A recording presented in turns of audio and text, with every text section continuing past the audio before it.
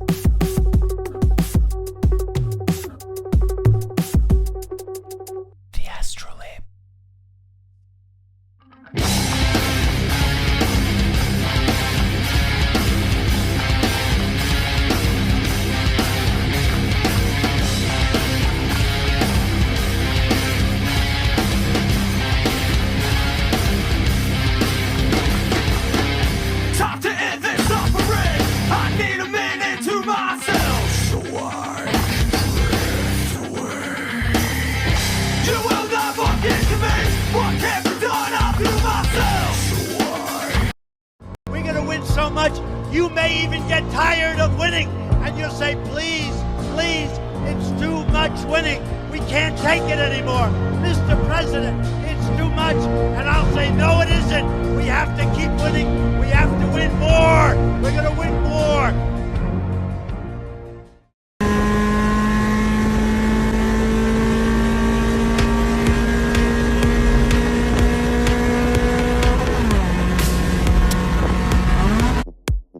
Good afternoon, Patriots. This is Agent Q.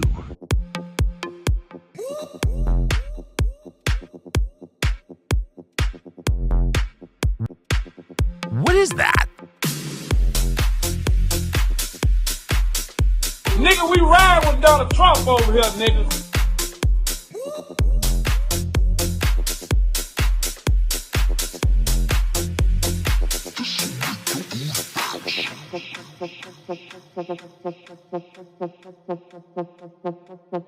Patriot.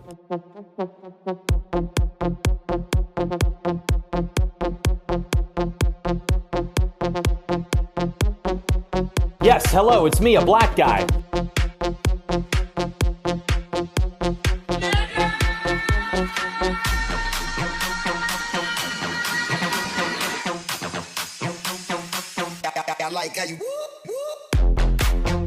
Oh, look at my African American over here. Look at him. It's important to segregate. I don't really care, Margaret.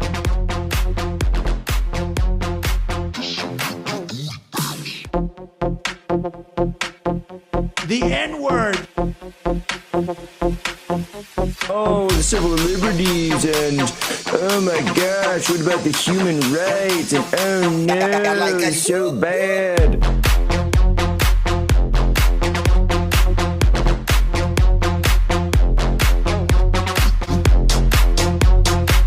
Waiter, more fascism, please.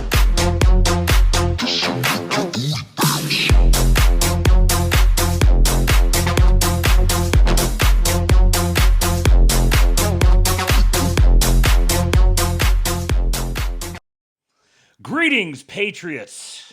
Welcome to the ASTROLABE, the show where we talk about things on the internet. You're not allowed to talk about Israel on the internet. Well, tonight we shall. Tonight we shall discuss. Is Benjamin Netanyahu alive or dead? Doesn't matter. What does it mean for Benjamin Netanyahu to be alive or dead? We're going to have a little clip from our friend Tom Luongo and Joaquin Flores. My Luongooners out there will be very happy to know that We'll see some Tom Luongo tonight. And then there's a very interesting poll that I want to dig into. It's a decent poll talking about American public opinion about what's happening in Iran right now. And then a bunch of other things. I got to think about the rules of engagement, how the rules of engagement in America's military have changed under Trump. The way this is being conducted, this military escapade is being conducted, is distinctly different from the way the military has conducted things of late. We got a little daily news thing here. We've been a little bit kind of out of the daily news and more in the talking about the nature of Trump's coalition and all that sort of thing lately. But there was a move that was made today by Scott Bessent unsanctioning Iranian oil. We'll talk a little bit about the motivations behind that. And then Trump made a bunch of really big signals here. You know, late in the day on Friday, week is almost up.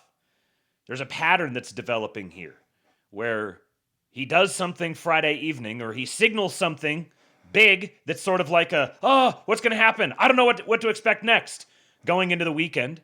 And then everyone debates it and goes back and forth and hems and haws all weekend.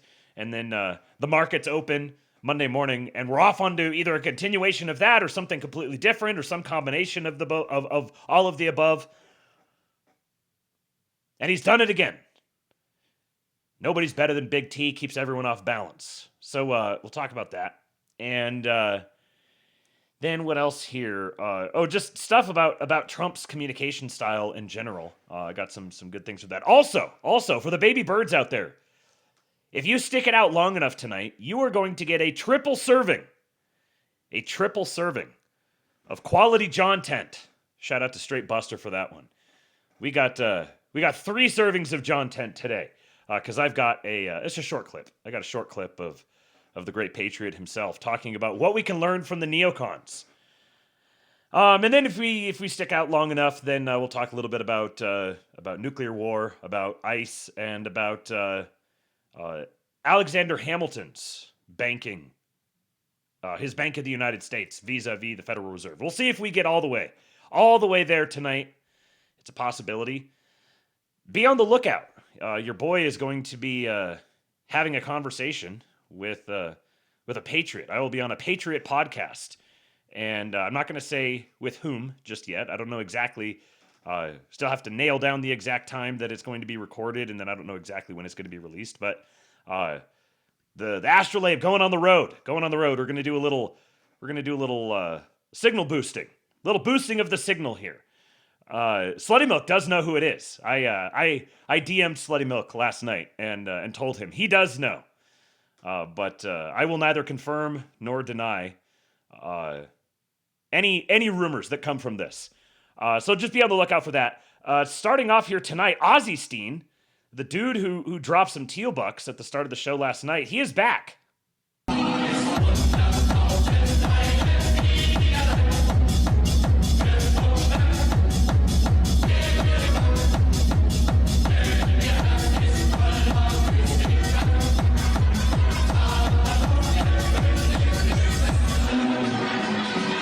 I'll be asleep by the time you live. Replay gang represent.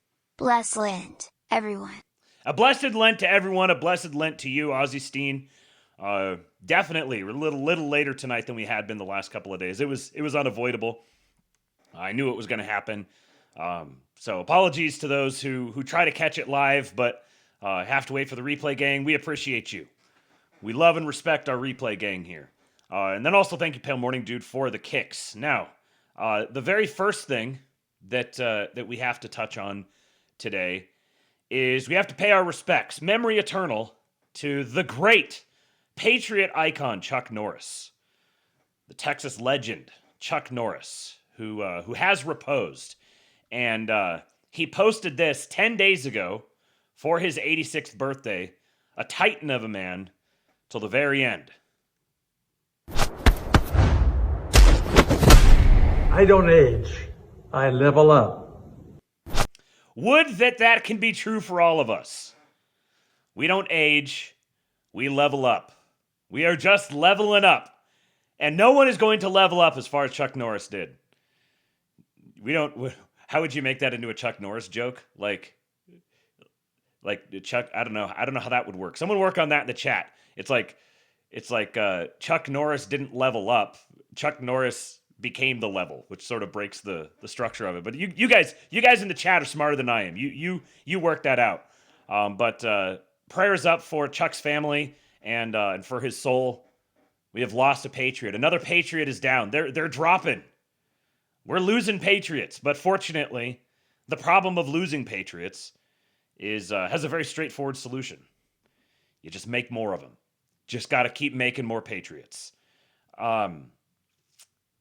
If you're looking for something to do, here's a segue for you. If you're looking for something to do to get that woman that you have your eye on, to get her into the making patriots mood, why don't you take her to a show? Blink 182. The angel from my nightmare, the shadow in the background of the mall, the unsuspected victim of darkness in the valley. We can live like Jack and Sally if we want, but you can always find me. Go Halloween on Christmas, and in the night we'll wish this never ends. We'll wish this never ends.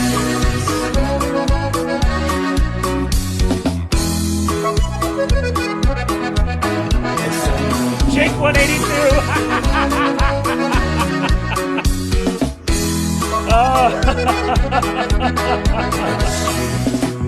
My president would like this, so I am obligated to like it as well. And I'm so sorry, I cannot sleep, I cannot dream tonight. I need somebody and always this sick, strange darkness comes creeping up, so hunting every time I seek a someone call Stephen Miller. Todas las telarañas me atrapan y me volan víctimas, like indecision to call you. This is, and hear your voice. You know how in the sporting context, you have a thing called bulletin board material? This is like bulletin board material for Stephen Miller. Grew up in Southern California, is about 40 years old, and has dedicated his life to the eradication of off-white people in the United States. This is bulletin board material. Of treason, will you come home and stop this pain tonight? Turkish version Jake 182.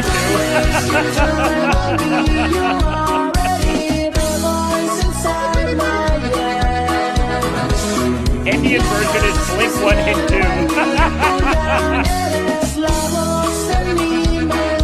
Now they're doing it in Spanish.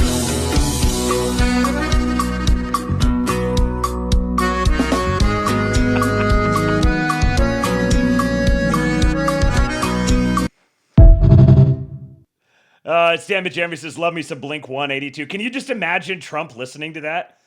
Like Trump just walking out onto the White House lawn, and they're just standing there with the what do you call it? The accordion, Jeff accordion sighting. They're just standing there doing that, and Trump walks out and he's like, oh yeah. And he kind of does his little dance and he points at him. Yeah. All right, now let's make up for that with this. Wake up, babe. New drone-based nightmare fuel just dropped. Direct kinetic impact, a flying sword, 450 kilometers per hour. They are working on the explosive variant.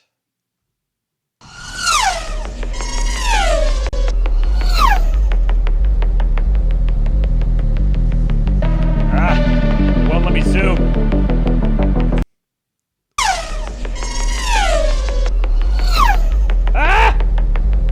Well, I can't get any bigger.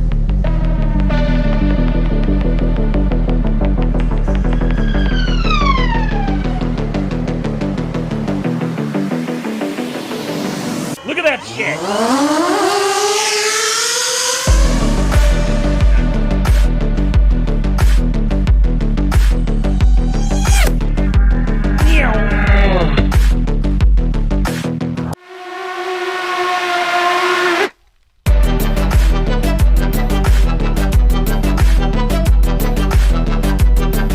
I mean, I feel like that wouldn't be I don't know. Maybe I'm just revealing my ignorance here, but I feel like the difficulty of tracking this wouldn't be. I just have this assumption that something that's zooming around like this, regardless of what sort of like telemetrics or whatever it has, like it's gonna be relatively easy to track. Maybe I'm wrong.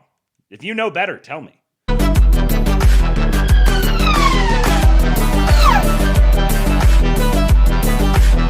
This is interesting. The sound display. The sound trails behind it.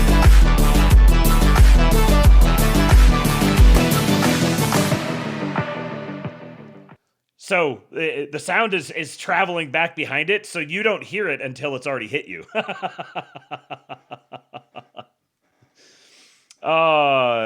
Okay, so now there's been all this speculation about whether Bibi Netanyahu is dead or not.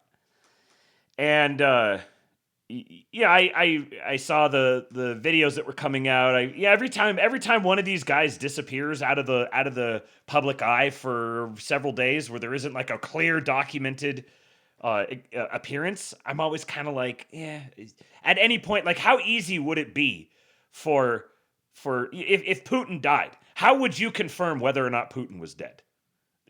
We would have no way of confirming it. So there's like ways that it would be confirmed, and it would sort of gradually leak out, and you'd hear it like ninth hand. But so, and then think about other people, Lavrov or I don't know why I'm just picking Russians, but there's like the big prominent names, and then there's the names that are of lesser, that are not as known but are still important. Someone could conceivably be dead for, in some cases, weeks or months before it would plausibly actually emerge that was the case with some people. So I was thinking, like, would it be better or worse if Bibi was dead? Because on one hand, like, it solves a whole bunch of problems, especially for Trump. That's one thing that Luongo and Joaquin are going to touch on in this clip I'm going to play. But there's a whole nother side to this, and I want to play the clip, and then we'll talk about that. So this is from the recent. It used to be Crypto Rich. Now it's Rich Does Politics, and he's got lots of great. And it's just an interview show, and he interviews lots and lots of great people. And so this is one from a couple of days ago. Trump's Iran strategy exposed the empire's commodity trap. This is with Tom Luongo and Joaquin Flores. Joaquin Flores is a very, very interesting guy. He's absolutely a spook. I mean, he describes his background as that he worked in intelligence. So he's from Southern California, former Marxist, lives in Serbia. I suspect that maybe he's an Orthodox Christian. I haven't heard him say that, but on one of his interviews with Crypto Rich, Rich was like really effusively praising him, and he made the sign of the cross like he did it the Orthodox way, and was like thanked him for the compliment. And I was like, that's not just making the Orthodox sign of the cross, that's like very Orthodox behavior. So I think he may actually be Orthodox as well, but has a very interesting perspective on the world. Hessian Beard says he is Orthodox. Heard him say it before. Okay, cool. Yeah, I suspected. It seemed like that had to be the case. Mr. Sue says also he likes his vodka. So yes, he must be Orthodox. That's a joke, but sort of. So they're talking. They get off talking at first about Bibi potentially being dead. And I was like, I've heard so many different people talking about this. This is instantly my favorite take. This is exactly how I felt about it. If you survive, you earn your freedom. Thank you for resubscribing, Niles Pritchard. You're a patriot. He looks like Hispanic Andrew Isker from here. Mr. Sue, you should send me that interview. Send me a link to that. I want to hear that. Anyways, so this is their take, starting with the sort of the conversation about. I think Tom's laying the background, and then they get into the conversation about Bibi. Joaquin Flores and Tom Luongo together, not for the first time, because you've both been, Joaquin, I know you've been on Tom Luongo's podcast several times, and I've been wanting to get both of you together on my channel so we can discuss what is going on in Iran What is it about? Is it the Zionists? Has Trump been captured? Has he been tricked? Is it part of an agenda to destroy the city of London or have a go at China? What's it all about? And I think, Joaquin, I'm going to start with you. Take it away, please. Yeah, I mean, it could be all of the above or some parts of all the above. It's not an either or, right? But there's a lot of things happening that, I started it earlier, depending on what you're trying to solve for, you're going to get answers on that angle. If you're trying to look at what is happening with the, City of London banking and their interests in the Strait of Hormuz, their interest in energy, their interest in Mideast politics, well, they're getting screwed right now. But if your angle is, what is Trump trying to do with Bibi Netanyahu? Well, there's that power struggle angle too. So these are not, mutually exclusive things. It's the world is a very complex place, Rich. So I would say all the above. Yeah. So basically what you start looking for, there's so much data, so much like complete and total information data overload. We're just drowning in it constantly. So it's one thing to be in the dark because there's too little information and you're looking for a piece of information. And then there's being in the dark because there's just so much information. And it becomes impossible to connect all the different threads and see who's got what on who and who owes who what. Whole thing spreads out. Which is part of why I keep insisting on, can we entertain some ideas, assume that they're true, but do it self-consciously. Like we're self-consciously saying, okay, we're assuming that these things are the case. And we're going to play with this idea. We're going to try, it's like a pair of glasses. We're going to try this pair of glasses on, and we're going to look at the world and see how it looks through that. And if this lens is generating for us, it's a separate conversation, is what does that even mean? But if it's generating for us, then you keep wearing it and you keep seeing what it's generating. But you also leave yourself able to set that lens down and pick up another one and just peek through it occasionally to kind of keep an eye on what's going through there. But if you get locked into only ever wearing one single pair of glasses, looking at the world through one single frame, I'm talking narrow frame. I'm not talking like your global personal paradigm. I'm saying in the realm of geopolitics, if you're focused on a single frame, then you're going to start misinterpreting the data that you're seeing in front of you. Right. Tom? I'd say all of the above and a couple more, right? Oh, because I mean, everything that you laid out at the beginning, Rich, I was like, yeah, that tracks. And then Joaquin goes, yep, all of the above. I'm like, I can add to the following. Let's go back to, which is what a lot of people are missing, which is, what are the potential benefits to Trump himself in all of this? And that's another angle on this, I think, that a lot of people have missed. I know the first video that we did right after it started with Susan Gokinda and Alex Craner. If you have the foundational assumption that Trump has been coerced into this somehow, then we can have questions about what are the different influences that are on him. But if your foundational assumption is that he was coerced into this and doesn't have his own interest in it, then you're not even going to get to the point of considering what his own interests might be. So you just have to leave it aside for a moment, leave aside that assumption and say, okay, I'm just going to grant the premise. I'm just going to accept it on its face. Trump was not coerced into doing this. He has some other plan. And now we're evaluating to what extent is his plan succeeding and to what extent are the countervailing plans succeeding. You see, this is a totally different conversation now. But if you can't ever get to that conversation, then you're just going to spend. And when you spend, you start to spiral. And this is when people start tuning out. Is when they get so completely locked into one particular frame, they start either ignoring or just flat misinterpreting all the little pieces of data that they're trying to grab onto as it's whizzing past them.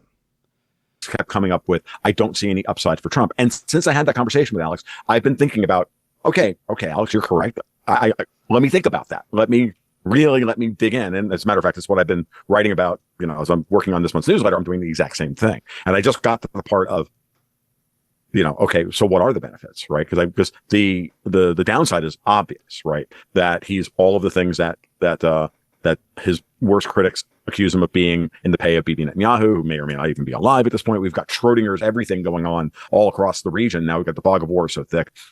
And then you've got, is Trump just trying to make a big play for going all the way back to something that Alex and I have been talking about for years, which is who's got control of the pricing of collateral? I go back to, I think about what happened when I said last year, they're going after the U.S. is going after control of the gold market. And this right here is the particular S tier gift that Tom brings to the narrative, to the discussion, is chaining the geopolitical happenings to the collateral that's underpinning all of these and the battles over that collateral. Very few people are actually synthesizing these two things. Way too many people are just evaluating geopolitics and they just have hand-wavy assumptions about the capital markets. But they're moving, gold pricing is moving in their direction. Silver then took up the mantle in the second half of the year as the Japanese started to back off the yen carry trade and started to normalize monetary policy. And I remember saying to you and Joaquin probably in our conversations and whatnot, what's the next boss in that sequence? Well, would obviously be oil. And so if I don't see anybody anywhere. Maybe I'm just caught in a bubble, but I don't see anyone anywhere who is, in the context of Iran, talking about what has happened with gold and silver over the past year plus. It's not a full year, but there was a churn and a buildup in the markets, and then all of a sudden, boom! They totally took off, and their behavior has been completely wonky. And there's stories everywhere that you can pick from that you can try to understand what's happening in the gold markets and in the silver markets, and there's the connections with crypto and the new stable coins and all that. Most people just kind of hand wave that stuff away. They're like, oh, that's stupid tech bro stuff, or it's like wonky econ stuff. But if you don't understand the backdrop of that and what's happening with all the different bond markets and the relationships that the bond markets have to each other, and cross-checking that against the performance of the different stock markets and the relationships and the trends that they have with each other. This is what, if you're one of the members of Tom's community, he does his market reports and he's tracking these things constantly. And after you follow for weeks and weeks and weeks and months and months and months, you start picking out the patterns. And it's like, oh, it's really clear what's happening now. Everything that Trump has done has been tilted toward attacking this old imperial infrastructure that has formed the backbone of so-called globalism. Everything he's done has been directed at that.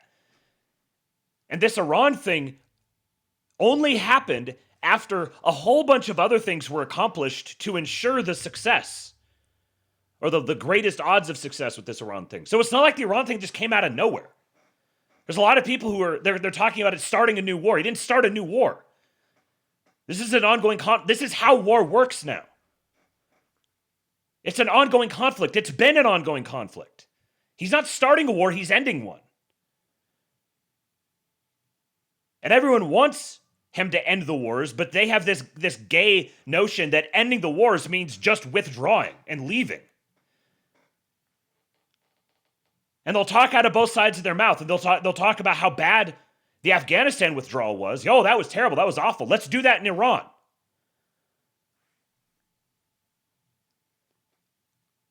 So without all of that background, all that understanding of what's happening in the markets themselves, building up to this, and the way that Trump's whole huge blitzkrieg of executive orders and actions and appointments and trade negotiations and tariffs and all of this stuff has all been part of a grand strategy. And there's no way to understand it in any other way. Because there's no way that you actually do all of these things that all coalesce together very nicely without understanding that they do. We now have people that isn't trust the plan. It's the people who say, I don't even think there is a plan, versus the people who say, there is a plan. Whether the plan will be successful or not is, who knows, but there is a plan. And you might be able to play a role in that plan, even if it's a small one. But you can't play your proper role in the plan, to continue abusing it, you can't play your proper role in the plan if you don't even think it exists. So now you have to start thinking about, is this just British interest here? Is it a mix of British and European, i.e. Davos? For years, I think I sat there thinking about the split between City of London and Davos, depending on where we were, especially during the Biden years, because they thought they had run the table on the US. And so now they were fighting amongst themselves for control. Now that Trump has returned, now they've kind of coalesced back to, we have to stop the winner. So this is part of what's going through my head right now. And, at this point, it's all a matter of interest. And I think that Trump is very interested in ending a lot of the choke points that exist around the world that have been artificially created since the end of World War II, and maybe even going back earlier than that. But certainly the ones that we've been living with. And so I think I would love to hear what Joaquin has to say about what, he's seeing and, what he thinks of that argument. And then, call me crazy or, nuts, or let's do the thing.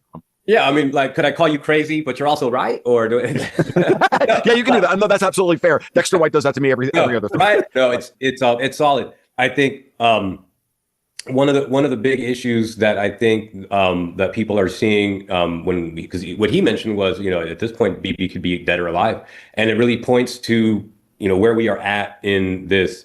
And people like to call it fifth generation warfare, but I think that pertains to the drones as an innovation in conflict. But in terms of the use of hyper reality, that's really a fourth generation warfare innovation. But now we're talking about a fourth generation warfare strategy that is under conditions of AI, where it used to be that OSINT analysis could look at audio, video, satellite if you could get it, and today, I mean, it's forget about it, right? I mean, there are ones that, and the problem, Rich, is that there are going to be fakes of anything that are pretty obviously fake. There's different quality levels of fakes, but then there are going to be ones that the problem with the obvious fakes or middle quality fakes is that sets the standard of fake, and then we think that something that's less dramatic or better done is real. And at this point, I mean, I just step back, and all of the market and economic functions that Tom is talking about are easily what we're looking at. But those things will move regardless of any connection to reality on the ground, because this relates to our perceptions and what people believe and think. So the issue of what is really happening, we have to almost start from this perspective of total solipsism, where it's like, what do we even know? And once then you can start adding back in things that we might know a little bit more, like we were talking about before, Rich. So now at this point in time, there's this. I can really appreciate a dude who can bring Baudrillard to bear on something like this, because I sort of instinctually understand a lot of the stuff that Baudrillard talks about. I kind of perceive it myself, but then when I try to read Baudrillard, I'm like, the words are getting in the way of me understanding anything that you're trying to say here. So, but things are happening all over the world constantly, all the time, and some of those things are real, some of those things are not real, and it's becoming increasingly more and more difficult to distinguish the real from the not real. And if you have an assumption that the military or whatever has more advanced technology than the public sector, then there's got to be capacities out there to make things that look real that are absolutely not. So, and once you start questioning, you can drive yourself insane with this. This is why you kind of have to step back a little bit, and you have to realize, okay, there are sophisticated capacities to fake things now. So when you're analyzing the landscape, you have to bake that in. And you can no longer look at single isolated things. You have to chain them together. You have to start having to try to build different webs of assumptions. And then you're constantly having to cross-check those assumptions against each other, which makes the fact-finding mission so much more difficult and speculative, and leaves so many more things on the table as possibilities. We've had, Bibi Netanyahu has 3-4 times put clips out, and there's problems with each of one, and it just gets worse. And I put the analogy like this, and Tom, tell me what you think. This analogy is fantastic. but it's like, imagine somebody's trying to sell you something and there's like a contract and there's some weird wording like problem in the contract and you're like, hey, can you fix this? And then they give you something back and there's like another problem with it. At that point, you're like, fuck you, this is fucking bullshit. Like, so it's like the very fact that people are saying, oh, this fourth one might be more real. It's like, there's been 3 fucking fake ones. Like, first of all, like, fuck off. Like, don't be a fucking idiot. Like, so anyway, I'm proceeding. No, I just you're oh God, you're so right. Like it is. It's funny, I guess. No, and having been in situations, I've written very few contracts in my life, mostly around either buying a car or buying a house, or buying a house or getting a mortgage or something like that. No, the fourth one is real. Like, what? Why are we having this conversation? And it's insane the number of little mistakes that come back, and then the same mistake comes back, and then like, could we change that, please? And no, and yeah, after a while, you're like, you know what?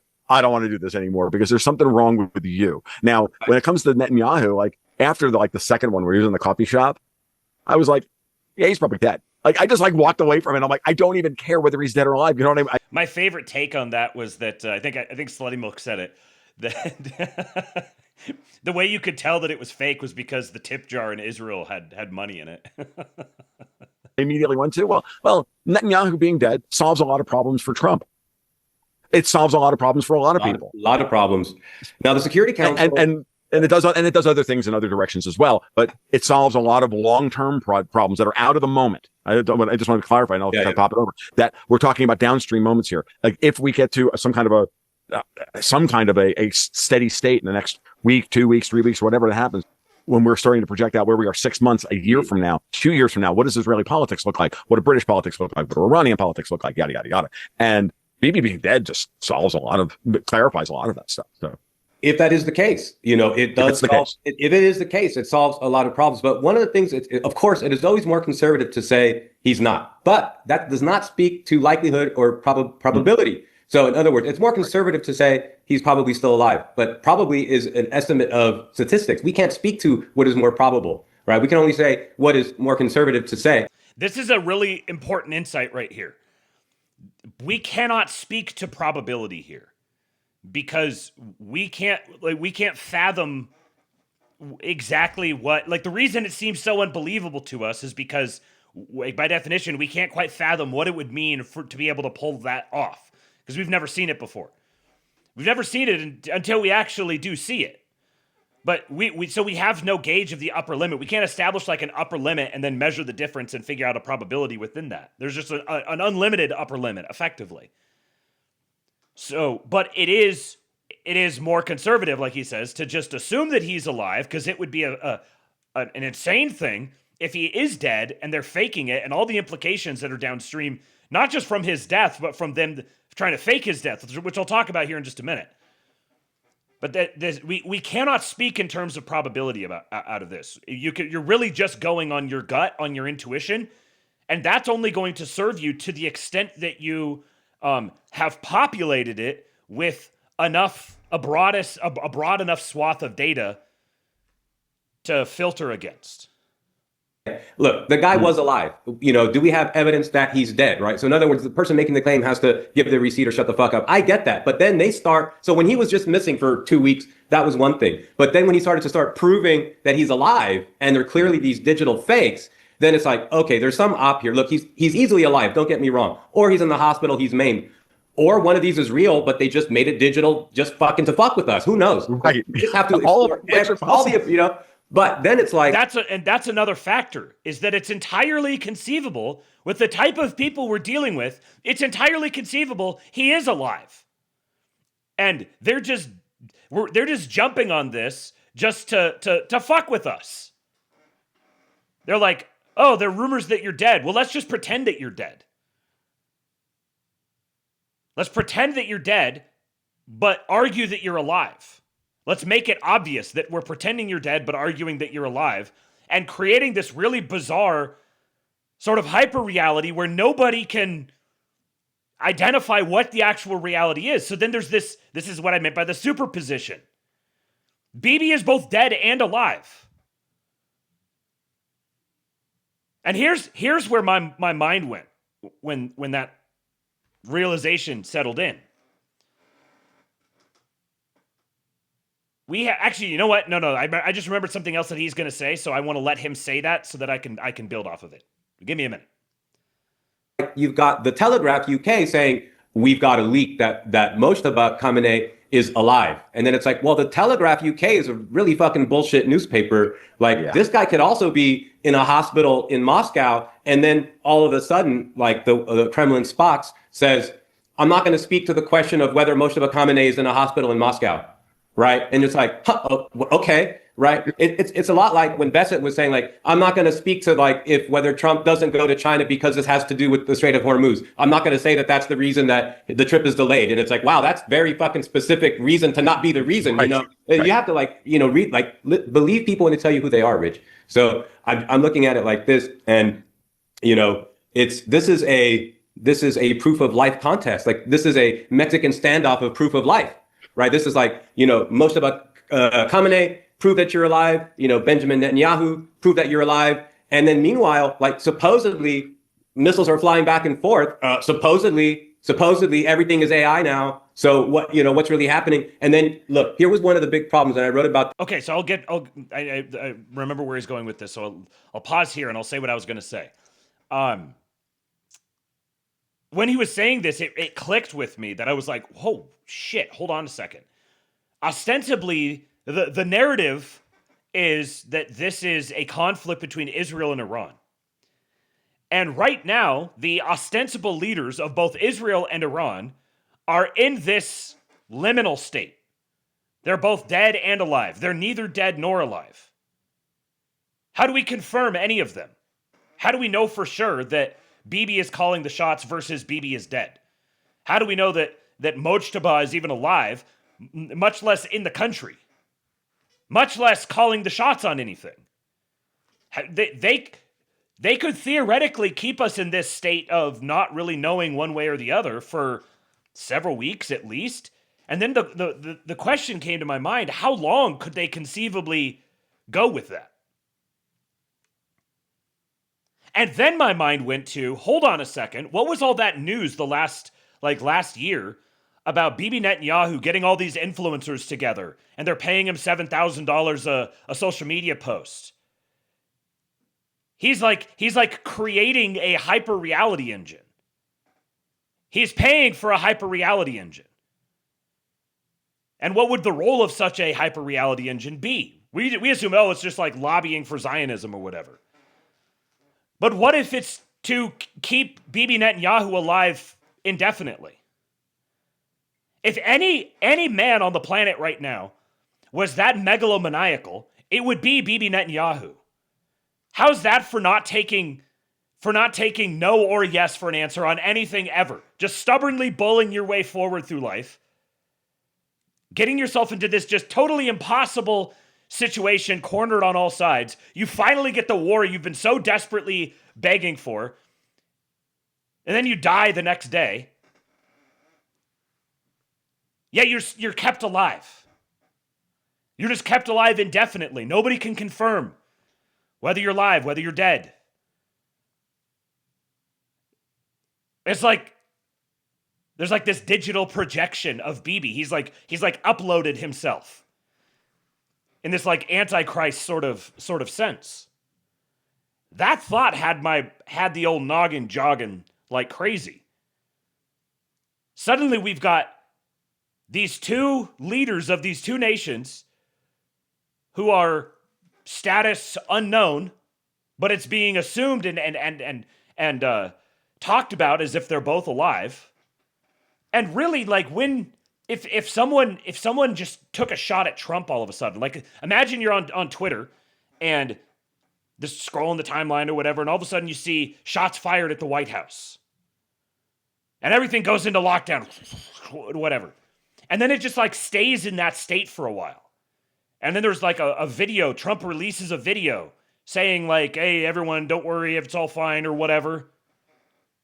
And then he's just like, starts missing scheduled events. Like Trump is the one person, perhaps the one major leader that it would be the hardest to do this with because he is so always out in the open, constantly out in the open.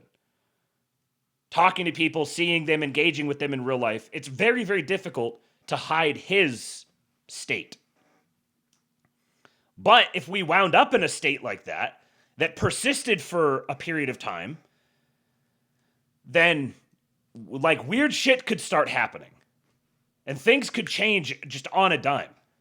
So I think this is I guess another admonition to not hold too tightly to any particular expectation, because we're in a very, very strange time right now. I'm not even going to get into the aliens, the aliens, but like world leaders faking their own deaths or actually getting killed, but having a what's your like emergency button, like the thing if you die, like a dead man switch that activates a digital version of your persona inhabited by some like large language model or something like that, and then you just have a power structure around you that essentially enforces everyone treating digital you as if it's actual you. If someone was going to attempt something like that, I'm not saying that I think this is what's happening, but I'm saying like I can't rule out something like this right now. This is why I've been sort of like whatever about whether BIBI's alive or dead. If BIBI's dead, that changes things. If BIBI's alive, that changes things. And then there's also a possibility that he's both alive and dead at the same time. This at SCF is with the Venezuela stuff. When Hegseth and Trump were announcing these strikes on the fucking, cartel motorboats in the Caribbean, we had Pirates of the Caribbean, right? Well, the video clips they were... Oh, that's a good point. Zoomer Jones says Ayatollah and BIBI are both alive in the Antarctica with Hitler. But the Ayatollah, how do we even know the Ayatollah is actually dead?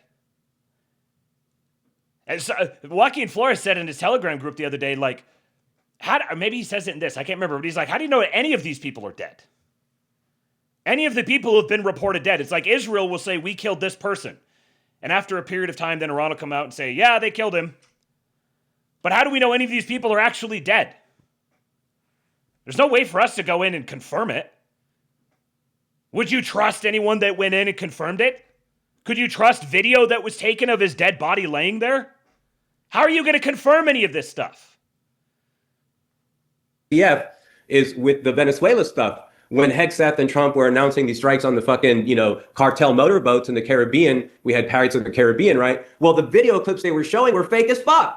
But that doesn't mean they weren't hitting real boats. They were just showing fake clips of. So then, in other words, there was so much evidence that they were really hitting boats. Like the people that were getting killed had families and they were like complaining about it and stuff. I'm not saying they weren't drug dealers. I'm just saying that their families were complaining about it. So then what happens is that, but we're getting acclimatized to accepting these fakes as the standard of reality. And then we started seeing Hegseth or Trump show clips of the U.S. hitting the Iranian speedboats in the Strait of Hormuz, and it's the same fake-ass looking fucking fake bullshit. Excuse my French. So that doesn't mean they haven't hit some, but we're living in a world where we've been acclimatized to fakes. We have all these gradations of fake, fake, fake. Like, this is what Baudrillard, I guess, warned about, in 1991. He's like, the Iraq war is a simulation. But he was talking about CNN and the way that the war existed in our mind. And that reminded me of this. Just saw this the other day. Carlos Bolsonaro. Choke the chimp pillars. Just followed the channel. Patriot. Carlos Bolsonaro says, I confess that for some reason today was one of the most difficult days when visiting President Jair Bolsonaro. Upon entering the room, I came upon that strong man passed out in the chair, head bowed, sobbing as he slept. I had to step back. I stayed a few minutes in silence outside, trying to compose myself before entering again. When I returned, he was still the same. I approached, stroked his head, and he didn't even react. They explained to me that due to the strong medications, his sensitivity is even more heightened. He even wears a bracelet with the indication fall risk. When he woke up, I chose not to say anything about what's happening out here. I just commented lightly on Augusto Nunez's new look, which drew a shock from him upon waking. My father remains in the semi-intensive unit with a weak voice, drowsy from the medications, and he complained of weakened breathing, certainly due to the third consecutive pneumonia after his illegal imprisonment. I witnessed the collection of more than 5 vials of blood for tests. I did my part with humility. He told me he appreciated my presence and that I would return tomorrow. I leave the hospital devastated more than I honestly expected to be. But we carry on. Tomorrow is another day, Thursday, March 19, 2026. And he attached this photo. Now, if you look at the bracelet, don't know if you can really see on the screen here, but the bracelet it very much looks like AI writing on it. But that's not the point here. That's not the reason I'm sharing this. The reason I'm sharing it is because, where was it here? Right here.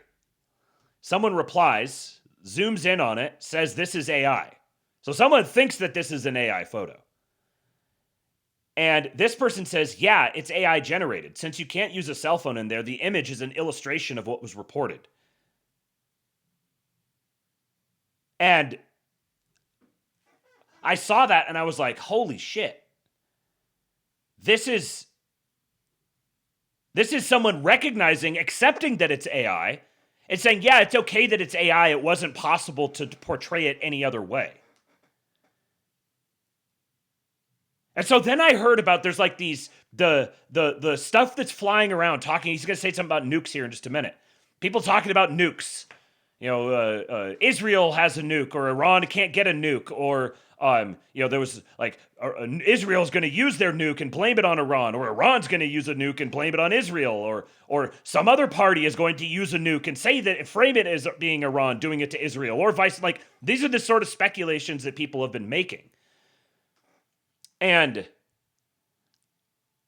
I was like, damn, if a nuke goes off in or around where BIBI is, wouldn't that be like, he has the perfect excuse for why he's like underground. And I know all the arguments about like the nukes, actually it doesn't make it a wasteland. I think all that. I know that the standard narrative around nukes is not true about the radiation afterwards and everything. But that wouldn't stop it. That wouldn't stop something like that. He just, for whatever reason, there's scientific studies or whatever that say that that he needs to stay in his bunker underground. But don't worry, he's there and he's broadcasting from his bunker and he's still directing events and he's still in power.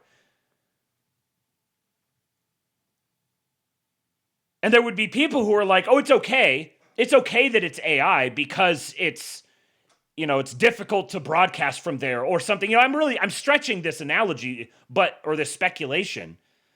But like, you're going to have people who are like, yeah, it's okay that it's AI because it's like having a court stenographer. It's just a really, really sophisticated court stenographer. You can't film in there, so they do an AI representation of it. This has got me like, woo! I spend too much time in the sun or something. This stuff starts to bake your noodle when you think about the implications of something like this.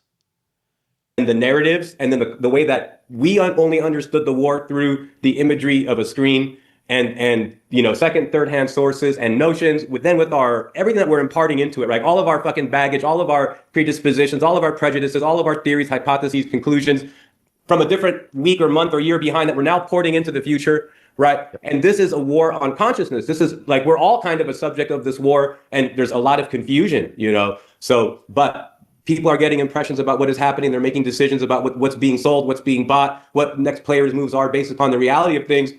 And when you look at the back and forth, one thing that looks like clear so far is that we don't know if the leaders of either of these two states are alive.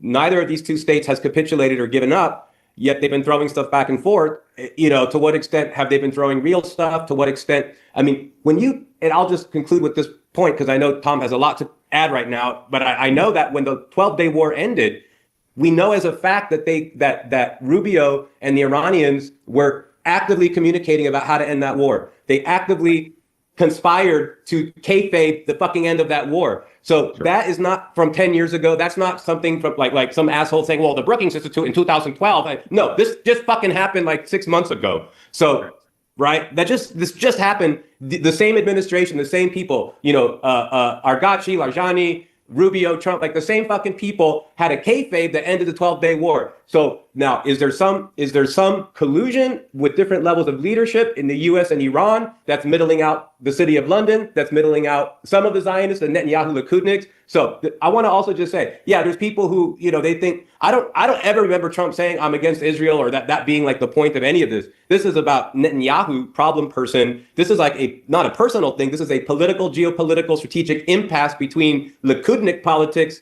and the rest of the fucking world. It's not like, oh, Israel has to, so it's like, save Israel from itself, right? Save Israel from itself. Save Israel from its leadership crisis that it has. There's a lot of other people that are just as far right fucking crazy Zionists, okay, that are not trying to go to war with Iran or have the United States destroy Iran. They're happy just to be, racist against Arabs or whatever, So you understand. So this is not about Zionism, yes or no. This is about this particular faction of Zionists that has, according to John Kiriakou, okay, but according to John Kiriakou, nuclear blackmail. Like Netanyahu said, I'm going to fucking nuke Iran unless you go in. But that's a gift that keeps on giving.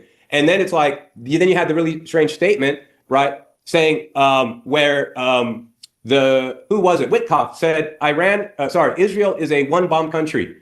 And then he's like, it would only take one bomb to eliminate Israel. And then people are like, that's real weird because the biggest problem, like it would probably be okay if Israel had one bomb. Anyway, I'll leave it at that. Because officially Israel does not, but everyone knows they do. So Witkoff saying Israel is a one-bomb country. Does that mean Israel only has one bomb? And now the conversation turns to, oh, we'll just accept it. It's okay. They only have one. But like, this other thing that he stated here is actually people who were in the voice chat the other day can confirm this. That I said my understanding of what's happening here is that Trump is actually trying to save Israel. Trump's not committed to the Greater Israel Project. Trump's not a Zionist. Trump recognizes that BIBI in particular and his faction of Likudniks are going to destroy Israel. And the United States has a vested interest in Israel not turning into even any more of a tire fire than it already is. Israel is the client.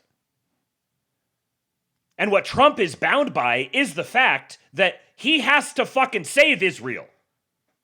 He can't let Israel get annihilated in a nuclear holocaust. That's the position that he's in. So he has to satiate and use Israel, keep Israel on task, doing things. So in this case, Israel is the attack dog to accomplish the greater goals with respect to Iran that relate to NATO and China and the old British imperial remnant. That's the thing that he's focused on, and Israel is currently an asset toward that end. Now, they're also an asset that has the capacity to do whatever they want at some point, and that has to end. But a huge portion of that is downstream of Netanyahu himself and his ability to... he's a brilliant tactician, politician. He's a madman. So he's able to basically hold the nation hostage and keep loyalists around him to keep himself in power, but he's holding on by a thread while the rest of the country is crumbling underneath him. People probably aren't even aware of the fact that in the buildup between the 12-day war and now, the relationship between Trump and Netanyahu has been Netanyahu caterwauling and howling about the Gaza ceasefire and the new build projects and stuff they're talking about putting in there, and being strong-armed into the whole Board of Peace and Abraham Accords sort of overlapping agendas. He's not happy about that at all. The Israelis are not happy about what's being forced on them by Trump. So there's no question who's in the driver's seat here. The problem is that the guy who's riding shotgun is a fucking lunatic. And so when you're dealing with a lunatic, you have to handle him in a certain way. And sometimes the best thing to do with a lunatic is give him something to do and just be prepared to manage the collateral damage. So okay, let's what's the next thing I had here?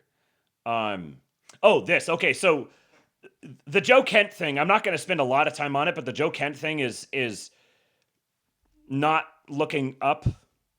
It's getting.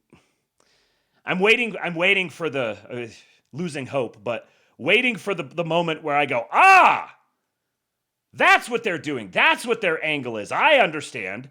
I see the plan. And thus far, everything that I'm seeing is not making me feel any better. This is him at the Catholics for Catholics convention. This decision to follow your conscience, give us a little backstory. How did that happen?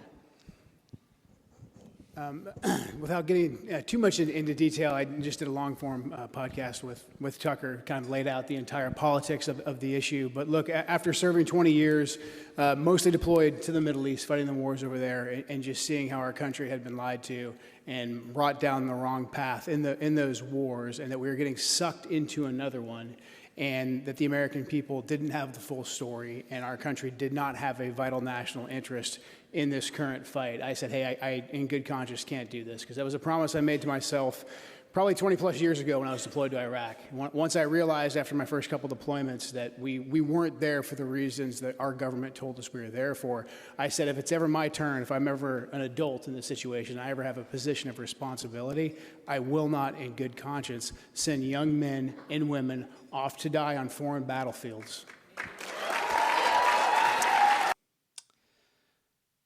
Future Moldovan citizen fan said, guy who had zero input on or ability to send young men and women off to die on foreign battlefields. I will not, in good conscience, send young men and women off to die in foreign battlefields.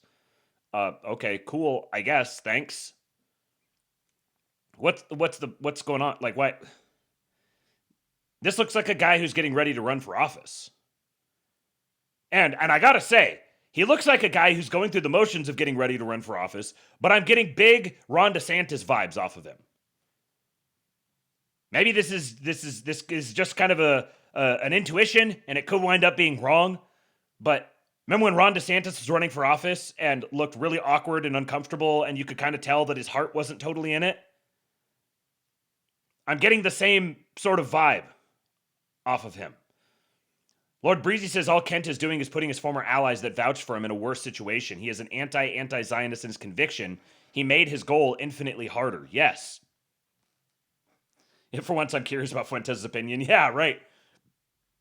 Well, and it's kind of interesting too, because from what I've seen, I haven't watched anything at length over the last few days, but what I've seen, Fuentes is like, this is bullshit. He's smelling bullshit all over it. He doesn't trust what's going on.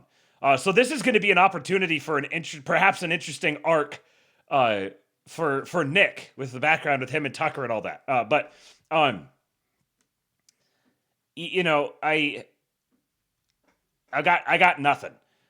Someone named Rothman here. See, this is what I've been reduced to. I'm reduced to reading something from a guy named Michael Rothman. HonestReporting.ai tracked the Joe Kent narrative in real time. What they found should end the debate. Joe Kent goes on Tucker Carlson within minutes. The same clip, same caption, same outrage, floods hundreds of accounts simultaneously. HonestReporting.ai labs tracked every amplification event in real time. The data is damning. The trigger quote, "The Israelis drove the decision," was clipped and posted across hundreds of accounts almost simultaneously. Not after it trended, during the broadcast. Real breaking news takes time to spread organically. This had a running start. And who amplified it? Look at the coalition. Russian state TV, Iranian state media, Hamas-aligned Quds News Network, Turkish state broadcaster, and Sputnik Brazil. And simultaneously, Jackson Hinkle, Candace Owens, Marjorie Taylor Greene, and Max Blumenthal. So Russia, Iran, Hamas, and MAGA dissidents. All posting the same message at the same time. When does that happen naturally? It doesn't. The charts tell the story precisely. Within 2 to 4 hours of the Tucker broadcast, tracked amplification events spiked to 30, dominated by MAGA dissident amplifiers and pro-Palestinian/Islamist networks firing in parallel. The second chart shows how far the narrative traveled from what Kent actually said. By the time the amplification cycle was complete, the message had escalated from Kent's original claim all the way to Israel controls America. It says an approximately 85 to 90% departure from source material. I don't know what that. I don't know how you put a number on that. I don't put it. The numbers could be bullshit, but also like The reason why I put a little bit more stock in it is because I saw every single one of these. And I saw all of these. I saw the people who were signal boosting it and crowing about it. And I see the thing that they all have in common. The rollout wasn't spontaneous. Kent resigned. Tucker booked him within hours. Real whistleblowers are chaotic. They call journalists from parking lots. They don't have a media tour lined up before the ink dries on their resignation letter. So there's obviously an op that's happening here. There's obviously a coordinated op. There's nothing organic about it. It's clearly a coordinated op. The question still remains, toward what end and at whose behest? But additionally, I think I got this out of order. I was supposed to have this right after the Netanyahu conversation, because everyone was talking about this clip. And again, like, I'm not putting any stock in any of the things that that I see or hear Netanyahu saying or whatever, because I'm not even convinced that he's actually alive. This is one of those, and I'm not going to play it for you because it's just going to piss you off. He says, Jesus Christ has no advantage over Genghis Khan, because if you're strong enough, ruthless enough, powerful enough, evil will overcome good. This is funny because he also said something in a speech not too long ago about, you can see the meme, you know what's coming. He also said something not too long ago about the return of the Messiah. And BIBI is a lunatic, like power psychopath. The man does not have a conscience. He doesn't have an ideology except for power, and use whatever things he needs to mouth, say whatever he needs to say to exercise that power. But so someone posted the Truman Show meme here. Give him 3 consecutive billions to Israel memes on his feed, then have his phone suggest a slideshow of his 2025 tax documents. Autoplay his YouTube to a USS Liberty documentary. Interrupt at 45 seconds in with an ADL-sponsored anti-Semitism commercial, the one blaming white people. On his way to church, have his car radio glitch and play the Hava Nagila on the gospel station. When he switches stations, he must hear the latest news on Iran. I want the pastor to speak on Judeo-Christian values. Ensure none of them are Christian. Detour his drive home. Ensure he passes the AIPAC billboard. They're sponsoring both candidates. When he returns home, make his first Instagram reel a noticing edit. Have Google suggest an article singing the praises of mass migration. Include the author's last name. Yes. Excellent. Now, let his frustration grow. Almost. Hold. Wait. Hold. Now, deploy the Netanyahu blasphemes Christ video. Remarkable. You gotta laugh about it. That's the rule. You can observe it, you can notice it, you can recognize it, but you're required to laugh about it. And then go download EWBSX and know that you won't be subjected to the same thing. So here's a poll. This is from Politico, 313 to 18, almost 4,000 people. So a little larger than some of the polls that are commonly put out here. Support or oppose U.S.-Israel strikes on Iran, including killing Khamenei and hitting nuclear sites.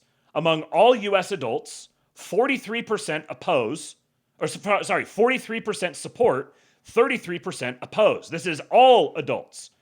18% are neither, ambivalent.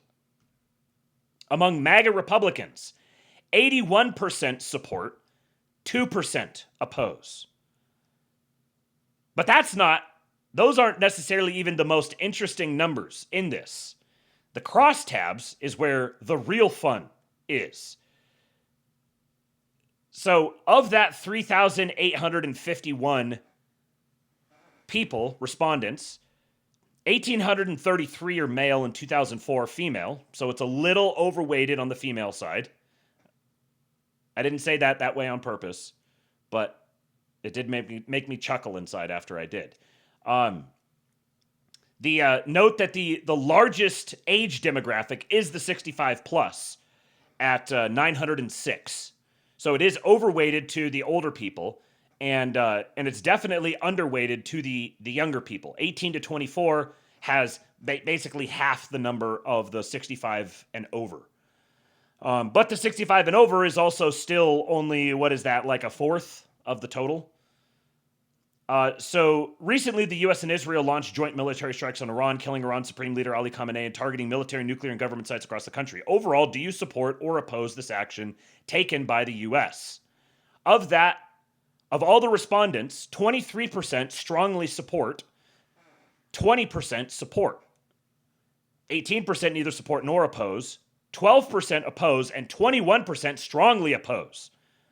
So the strongly oppose is significantly larger than the oppose, but both are smaller than the support and strongly support. And then here's the first very interesting thing. Why do you support this action in Iran? Select any which apply. So among the people who said they support the strikes, they asked this question. The number one answer was Iran was developing nuclear weapons. Not a big surprise. That's the reason that Trump has given repeatedly. Second answer, I trust Donald Trump to do the right thing. Then there's diplomacy with Iran had failed. There's Iran needs regime change. Iran was killing protesters. Iran was threatening Israel.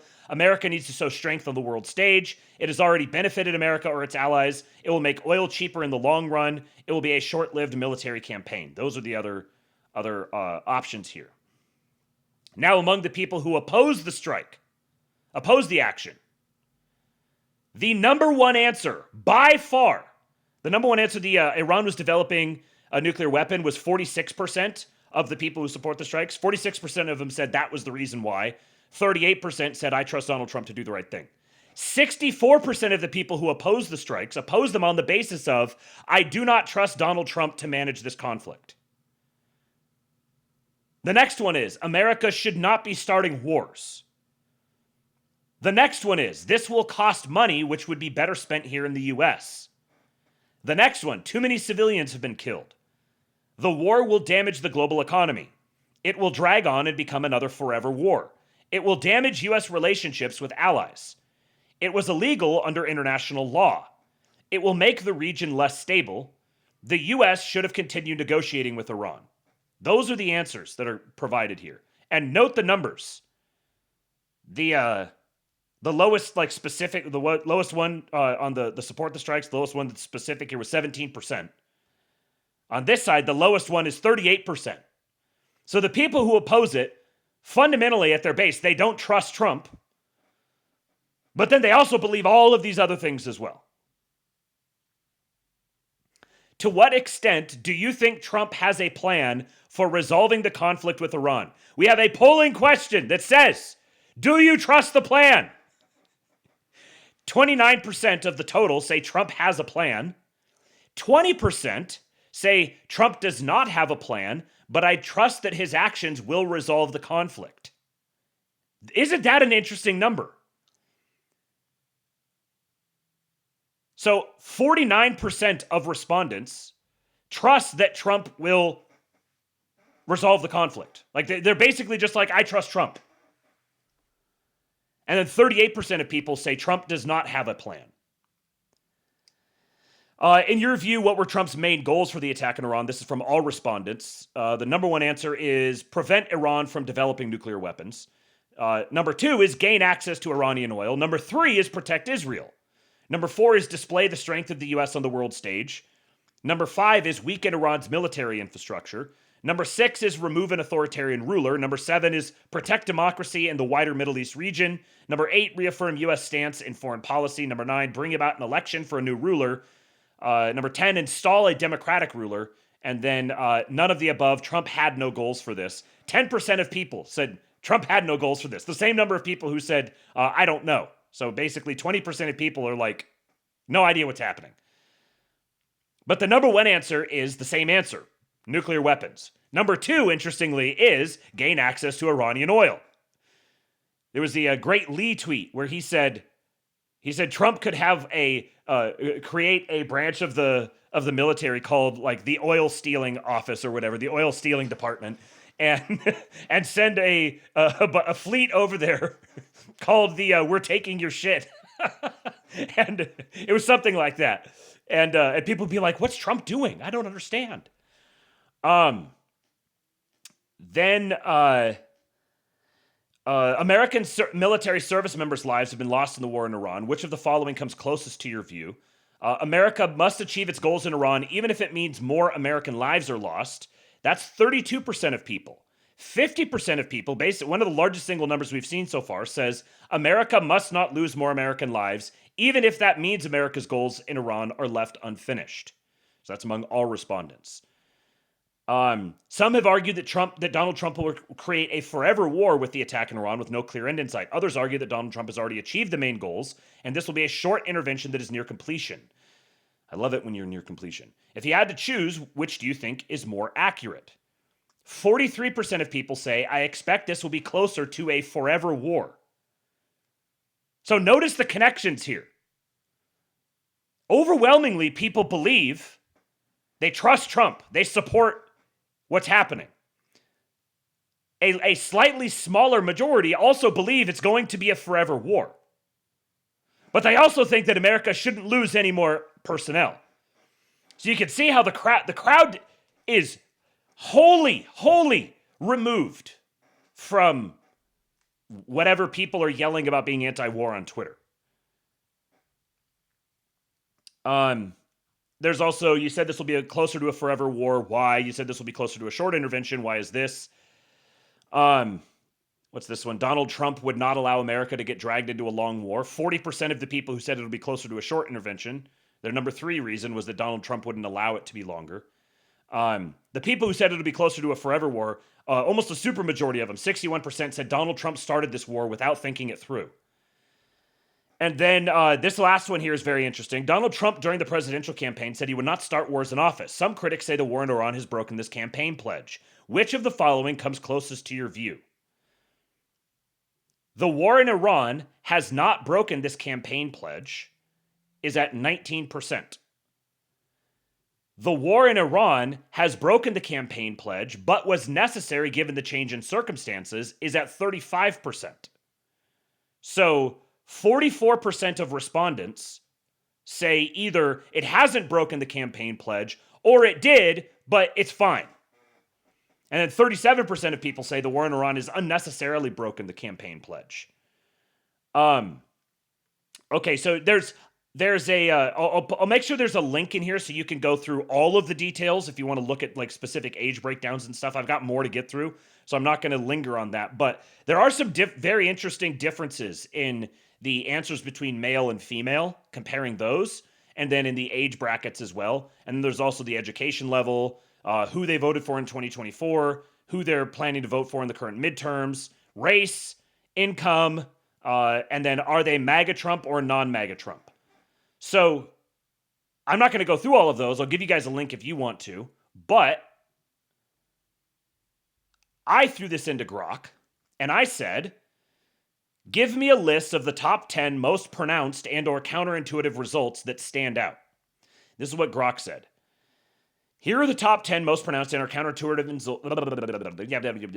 I ranked them by the size of the gaps or how sharply they defy typical expectations. For example, MAGA isolationism, youth dovishness, or classic demographic patterns on foreign interventions. All numbers are exact where tables provide them. So number 1, MAGA Trump voters are nearly unanimous.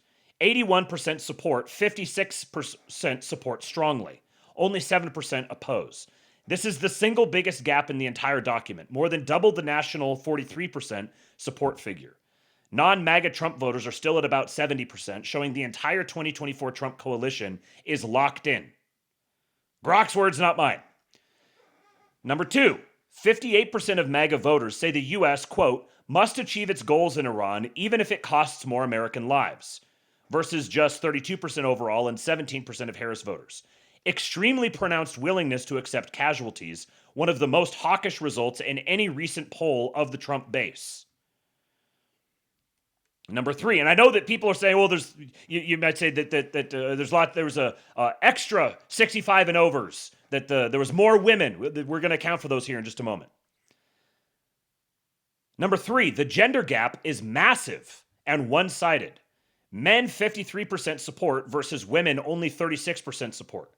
Women are also far more likely to be neither or strongly oppose. This is sharper than many expected for a national security strike. So here's one of the first trends that we notice here, is that it is overwhelmingly women who oppose it. Number 4, highest income Americans are the most supportive. Over 100K is 55% support, while lower income groups lean neutral or oppose. This is the classic higher social economic status equals more hawkish pattern that often surprises in America First contexts. Number 5, I trust Donald Trump to do the right thing is the number 2 reason for support overall, 38%, and number 1 or number 2 for Trump voters, 53% among MAGA supporters. Loyalty to Trump outranks diplomacy failed or regime change for his base, a very explicit driver. Number 6, 35% of 2024 Trump voters openly say the strikes, quote, break his no new wars pledge, but were necessary anyway. Only about 30% say it doesn't break it. Striking pragmatism or cognitive flexibility from the very voters who elected him on that promise. Number 7, Trump voters are wildly optimistic on duration. 60 to 66% expect a short or soon-to-end campaign, MAGA even higher. Harris voters are the opposite. About 61% expect a forever war. So here's our second little important data point here. The demographic in America that is the most likely to oppose it is a female Kamala Harris voter.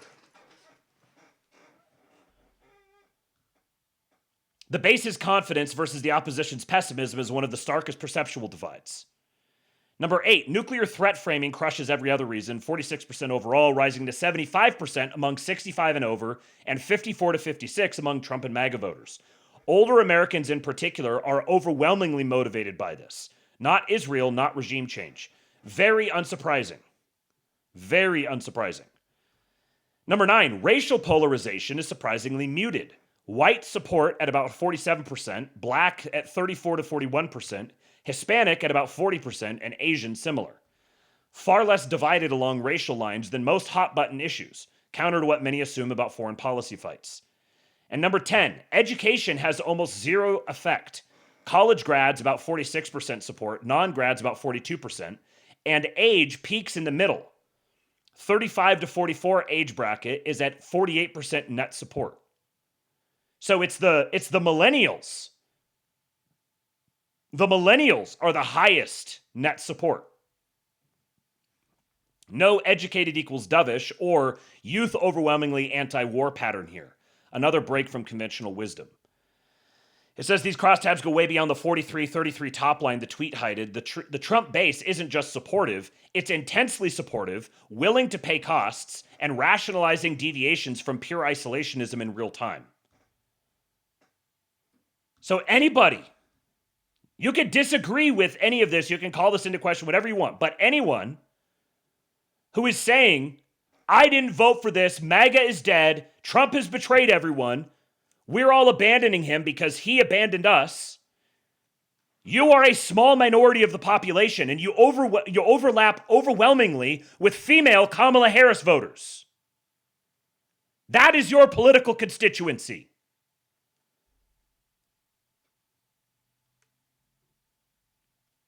Now, here's the way NBC wants you to think about this. NBC, famous anti-war truth tellers, right? Pete Hegseth says, family after family of service members killed urged the admin to, quote, not stop until the job is done. But the father of one of those service members says he never said that. I can't speak for the other families. When he spoke to me, that was not something we talked about. Father of service member killed in Iran war said he never told Pete Hegseth to finish this, blah, blah, blah, blah, blah. So that's the headline. Let's read into it and see. Father of service member killed in Iran war said he never told Pete Hegseth to finish the job. Defense Secretary Pete Hegseth met privately Wednesday with the families of 6 service members who died in the Iran war, and in a press briefing the next morning, said the message he got was consistent and supportive. What I heard through tears, through hugs, through strength, and through unbreakable resolve was the same from family after family. They said, finish this, honor their sacrifice, do not waver, do not stop until the job is done, Hegseth said. One of the people he met at Dover Air Force Base in Delaware was Charles Simmons. His 28-year-old son, Tech Sergeant Tyler H. Simmons, was among the 6 crew members killed when their refueling plane crashed in Iraq last week. Simmons recalled his exchange differently. "I can't speak for the other families. When he spoke to me, that was not something we talked about," he told NBC News in an interview Thursday. Simmons said he spoke separately to Hegseth and President Donald Trump at Dover and hold on. Was grateful for the warmth that both men showed him. Oh, wow. That's a divergence from the headline. He and Hegseth spoke mostly about Tyler, his impressive service record, and the speed with which he had advanced in the military, Simmons recalled. He said he told the defense secretary, quote, "I understand there's a lot of peril that goes into making decisions like this, and I just certainly hope the decisions being made are necessary." Asked if he said anything to Hegseth or Trump about the need to keep fighting the war, Simmons said, "No, I didn't say anything along those lines." A 60-year-old music teacher in Columbus, Ohio, Simmons told NBC News that he has questions about the war and isn't able to draw, quote, "definitive conclusions when I don't have all the data." "Who wants war?" he added. "Sometimes it's a necessity, and I just don't know what's going on." Pentagon spokesman Sean Parnell said in a statement, quote, "Secretary Hegseth has the utmost respect for our Gold Star families and has pledged to honor the sacrifice of their loved ones. While at Dover, the secretary spoke with each family of our fallen heroes, and the details of each individual conversation remain private." White House spokeswoman Olivia Wales said that Trump grieved with the incredible families of 6 service members on Wednesday. Trump, quote, "shared his love and expressed the deep gratitude of our entire nation. These men and women gave up their lives in defense of our freedom, and President Trump will never forget their honorable service and selfless devotion. They represent the very best of America." Simmons last spoke to his only son the day before the fatal plane crash last week. Voice breaking, he said Tyler had told him, quote, "how much he loved me." His son hoped to become a commercial airplane pilot after eventually retiring from the military, he said. Tyler had a magnetic personality, never met any strangers. He'd walk into the room and it would be immediately illuminated. Hegseth's account of the family's message echoes comments Trump made after another meeting with the families of 6 different service members whose bodies were returned to the U.S. earlier this month. Trump met with those families in Dover at a ceremony on March 7th. Speaking to reporters 2 days later, Trump said that the families were, quote, "unbelievable people," and that, quote, "every single one told him the same thing. Finish the job, sir. Please finish the job." A public official who was within earshot of Trump's meetings with family members that day told NBC News they did not hear any of them tell Trump to finish the job in Iran. That's a great source. A public official who was within earshot. Thank you for that inclusion. The Dover meetings were part of a ceremony called a dignified transfer. The families arrive at the airbase to retrieve remains that were flown in and removed in flag-draped containers. If they choose, the families get a chance to meet face-to-face with the president, vice president, or other senior officials who sent their loved ones into battle. Simmons came away from Dover with a better impression of the war's architects. See, here you go, buried at the bottom of the article. Simmons came away from Dover with a better impression of the war's architects than he had when he arrived. Trump teared up and hugged him, evincing warmth and compassion at odds with the president's public persona, Simmons said. He also credited Trump for looking him, quote, "straight in the eye." He extended his condolences father to father and conveyed how difficult it is to make decisions to put the children of other parents in peril, Simmons said. As for Hegseth, quote, "when I talked to him, I got the impression that he was torn, because he seemed to be a very compassionate man faced with difficult decisions as it pertains to war," Simmons said. "I also let him know that Tyler was my only son. And you could see the emotion on his face, and I think those kinds of things you can't fake," he continued. "I was pleasantly surprised because the perception is they, Trump and Hegseth, don't care. They're going to do what they want to do. I got to see a different side of them, up close and personal." Now we're going to get a quote from Eugene Vindman. And then here at the very bottom, talk about Joe Kent, oil and gas prices spiking. Simmons recalled something his son had told him before volunteering for the mission that ended his life. Quote, he said, "Dad, I can't give you any details, but if civilians knew what we knew, a lot of the criticism of the war would cease."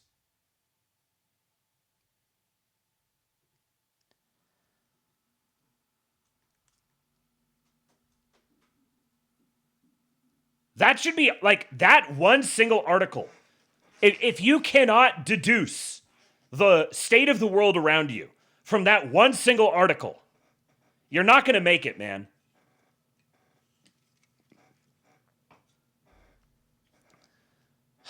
Okay, now let's talk about rules of engagement.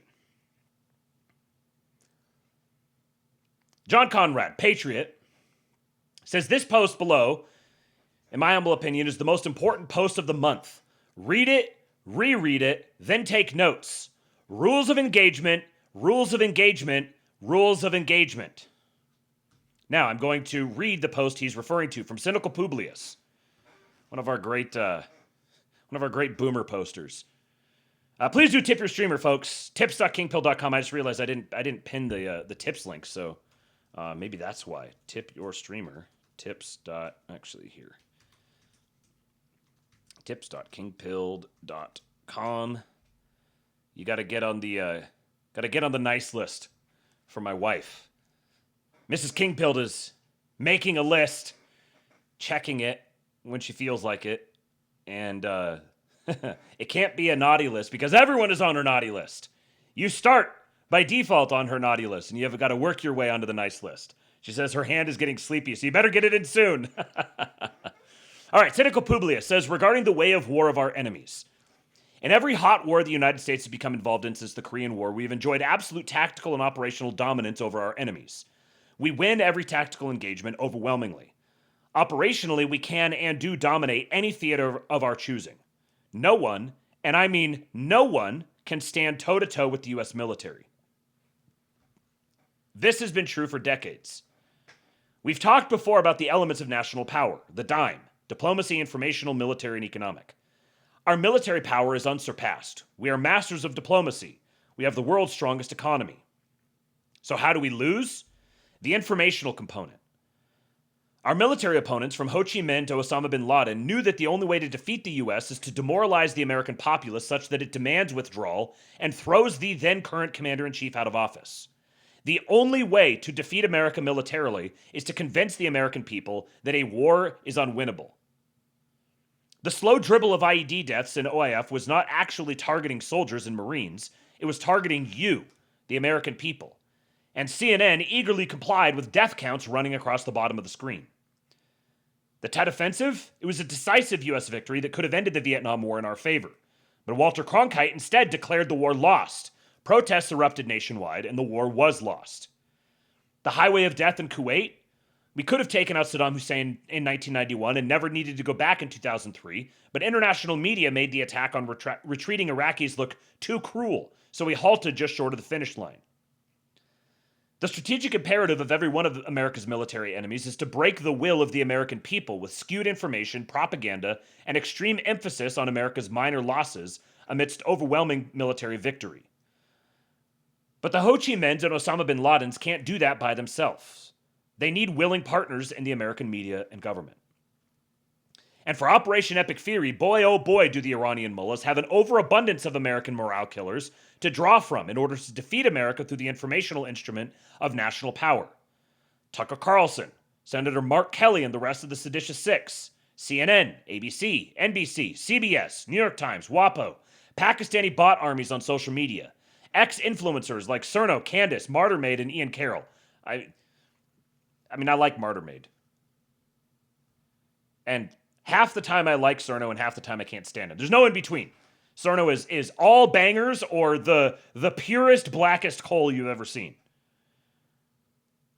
I guess maybe Martyrmaid is kind of in a similar boat.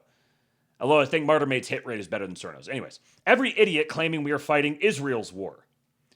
There's an entire army of American politicians and media figures who are willingly fighting Iran's informational war on its behalf, and in some cases, at its behest. America is decisively winning the war on Iran in every measurable respect. Yet there are so many influential Americans who are desperately determined to make you believe otherwise. In days of old in non-US countries, such people would have been strung up for treason. I think technically it would be sedition, but yeah. Thankfully, it's 2026 and we have a First Amendment, so no one fear being treated in such a medieval manner. See, there you go. There's the boomer. Pale Morning Dude says, the tip notification didn't work on the one I sent in. I got the receipt, so it went through. It may have happened to others. Oh, let me check. Yeah, if you send something through and the alert doesn't come through, then let me know.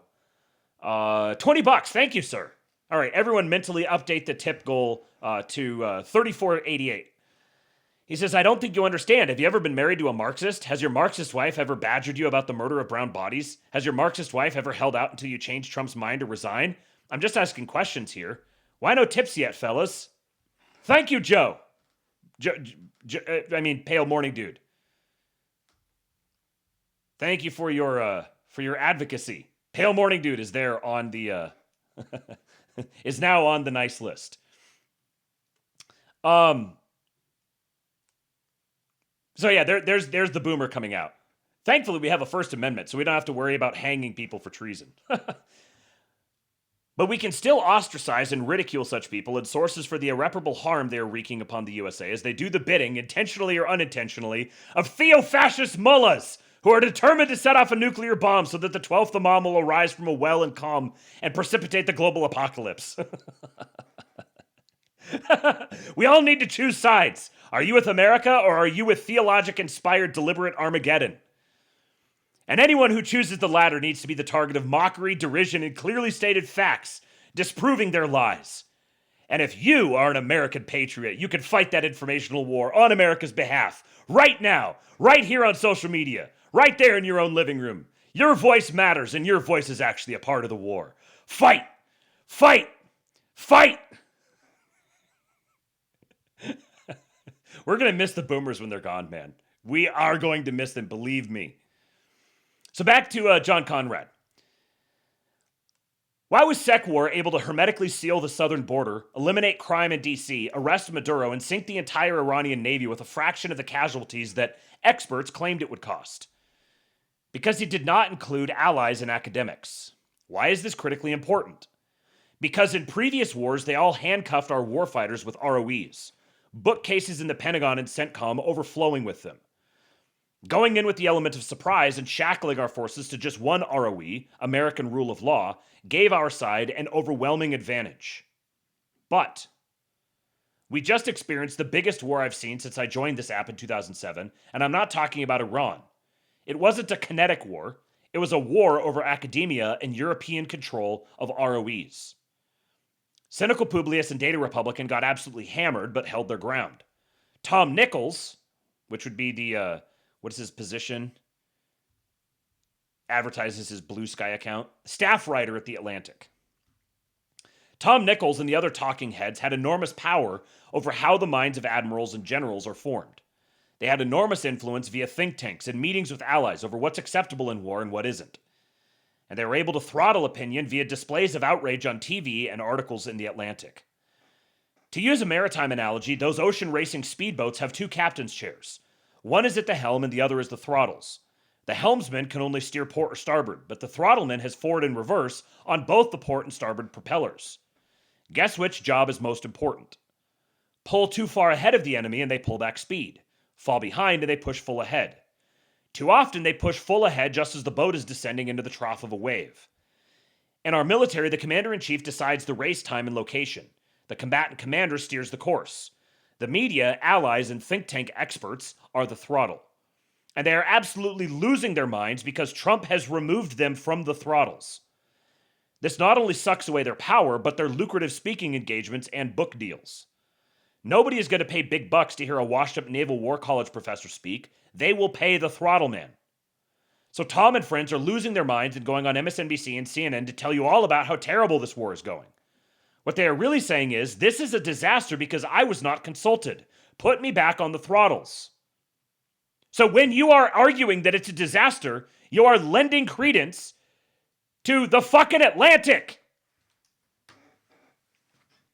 You are lending credence to the case that they be given the throttles back. Except it isn't a disaster. Go read those think tank and war college reports. How many deaths did they predict in a war against Iran? Not one predicted this few casualties in week 3 or this many military targets destroyed. Tom and his friends are telling you this war is a disaster, but by their own metrics, it's a stunning success. Ask yourself why that is. And then, he also boosted this from Rob Manis.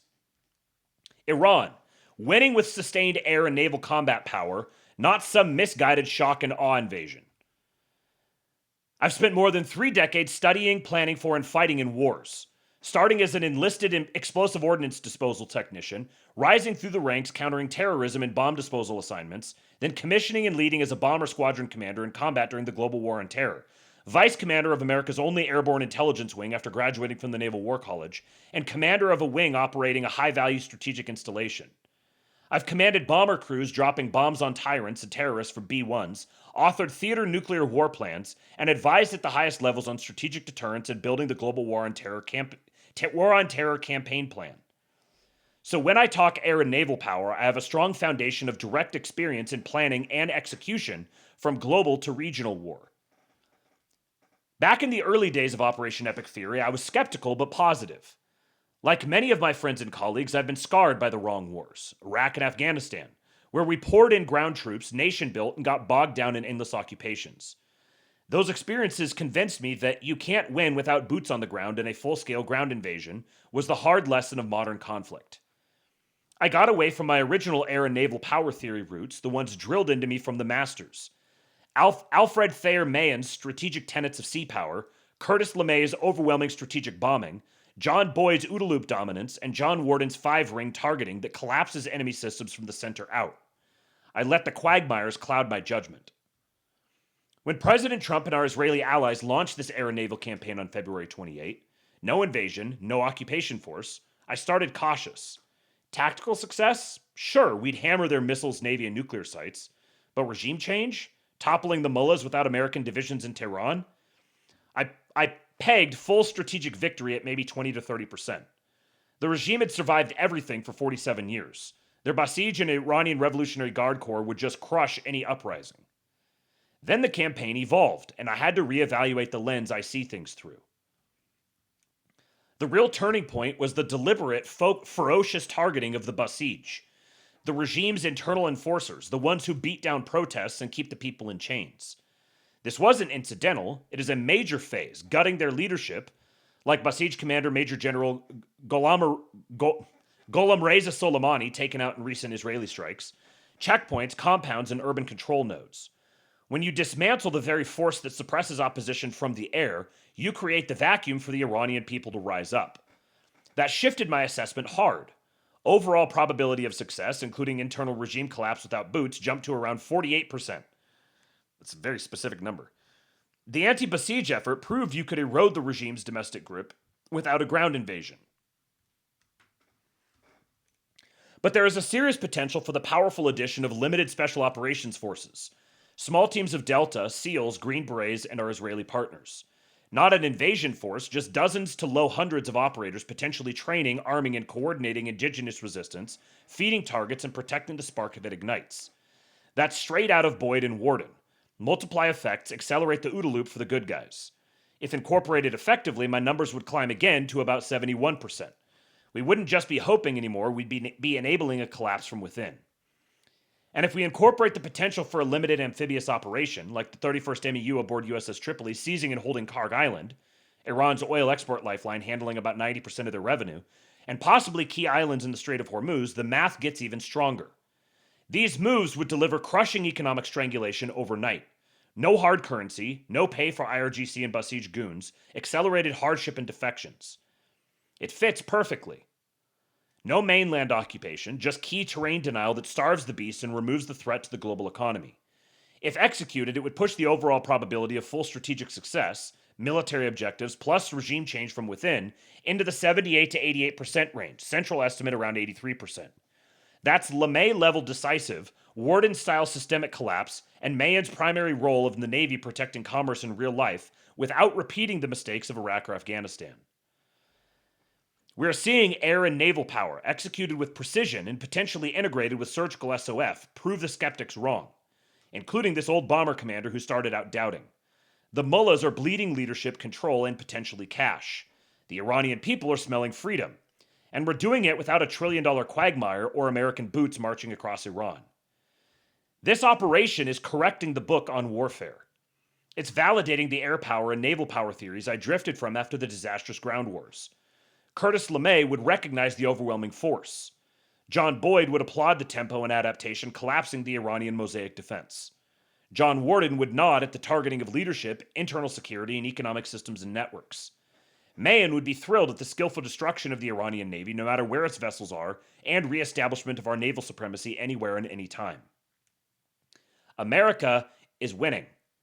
Our warriors are executing brilliantly, and the era of you can't win without boots on the ground in a full-scale invasion is being retired, right here, right now. Let's stay the course. The Iranian people deserve liberation, our nation deserves victory, and history will remember this as the moment air and naval power, done right, changed the world.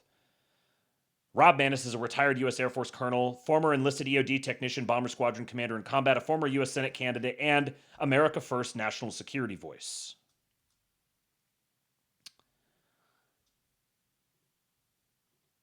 Now, I read this in the King Pill Discord the other night, but I wanted to share it here as well from Apple Lamps. The Strait of Hormuz was supposed to end Trump's presidency. Iran blocked it, oil spiked, gas prices surged. The plan was simple: crush the American worker with inflation until the political pressure forced a retreat. But the trap inverted. The oil market was fractured into two tiers: $100 in America, $150 in Asia. China, India, Japan, South Korea, the nations that refused to send warships when Trump asked, are now paying 50% more per barrel than the country that launched the war. Demand destruction has started across Asia. Schools closing, workers sent home, petrol pumps running dry in Southeast Asia. Meanwhile, American refineries are actually increasing output, running on light sweet crude that never touches Hormuz. Trump told them to help open the strait. Every single one refused. NATO said it wasn't their war. China negotiated selective passage from a destroyed regime. Japan declined. Australia declined. Now the strait is doing to them what it was designed to do to Trump. Now, this was from a couple of days ago, so some things have changed since then. We'll talk about that in just a minute. But he says the inversion. Trump demanded allied warships to secure the strait. Every major partner refused. Japan declined, Australia declined, Germany said NATO had made no such decision, France offered help only outside the war, the UK said Britain, quote, will not be drawn into the wider war. And the EU's top diplomat delivered the sentence that will define the next decade of Atlantic relations. Quote, this is not Europe's war. We didn't start the war. We were not consulted. Every refusal was a receipt. On March 17, Trump posted on Truth Social, all caps, we do not need the help of anyone. In the Oval Office, he said what he's been waiting years to say with proof. Quote, I always considered NATO, where we spend hundreds of billions of dollars per year protecting these same countries, to be a one-way street. We will protect them, but they will do nothing for us, in particular in a time of need. No American president has ever held what Trump holds now: a documented, public, undeniable refusal by every NATO ally to assist the United States during an active military operation. And Trump welded it directly to the one thing Europe needs most. He invoked Ukraine repeatedly and deliberately, linking NATO's refusal on Hormuz to Europe's continued expectation of American protection against Russia. This is not Europe's war, is a sentence that works in both directions. If Iran is not Europe's war, then Ukraine is not America's war. The allies who refused to send minesweepers handed the President of the United States the leverage to restructure the Western alliance on his terms. And they did it voluntarily, on camera, in front of the entire world.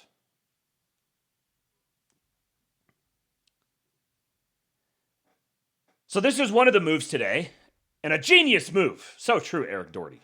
In a genius move, President Trump and Secretary Scott Bessent just unsanctioned Iranian oil that was already loaded onto ships. So here from Big Gay Patton himself. Maria, to be clear, this is a coordinated effort. We had a break the glass plan across the administration and at Treasury. We unsanctioned Russian oil. We knew that there were about 130 million barrels on the water, and we created supply that is beyond the Straits of Hormuz. So we anticipated this. We knew that there could be a temporary, and I want to emphasize temporary, choke point there, and there was 130 million barrels of floating storage. In the coming days, we may unsanction the Iranian oil that's on the water. It's about 140 million barrels. So depending on how you count it, that's 10 days to 2 weeks of supply that the Iranians had been pushing out. That would have all gone to China. in essence, we will be using the Iranian barrels against the Iranians to keep the price down for the next 10 or 14 days as we continue this campaign. So, you follow what he did there. So what Iran wants to do is they want to shut down the Strait of Hormuz. Like, this is their nuclear option, is we shut down the Strait of Hormuz and we break the global energy markets. So the United States has been sanctioning Iran for a long time. And so they're having to do all of this with their shadow fleet. And the United States is like, we know your shadow fleet is out there. We know all of this oil is out there. You've produced all of it. It's there. We've been sanctioning it. Now we recognize that you want to withhold your production of oil intentionally to create an economic crisis for us. So what we're going to do is we're going to release that. Release it out onto the market. And you know who that oil is going out to? That oil is going to go to China. That oil is going to go to Southeast Asia, primarily. So they've been restricting the flow, and then Iran is like, hey, having the flow restricted is a benefit to us. And Big Gay Patton says, Uno reverse card.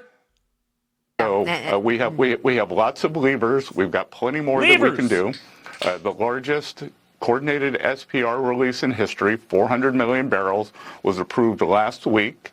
And some countries are going to do more. The U.S. could unilaterally do another SPR release to keep the price down. As you will have noted, WTI and its European counterpart Brent have substantially diverged over the past few trading sessions. They were trading right on top of each other last week. And this is because the U.S., thanks to President Trump in his first term, the continuing efforts here, is virtually energy independent.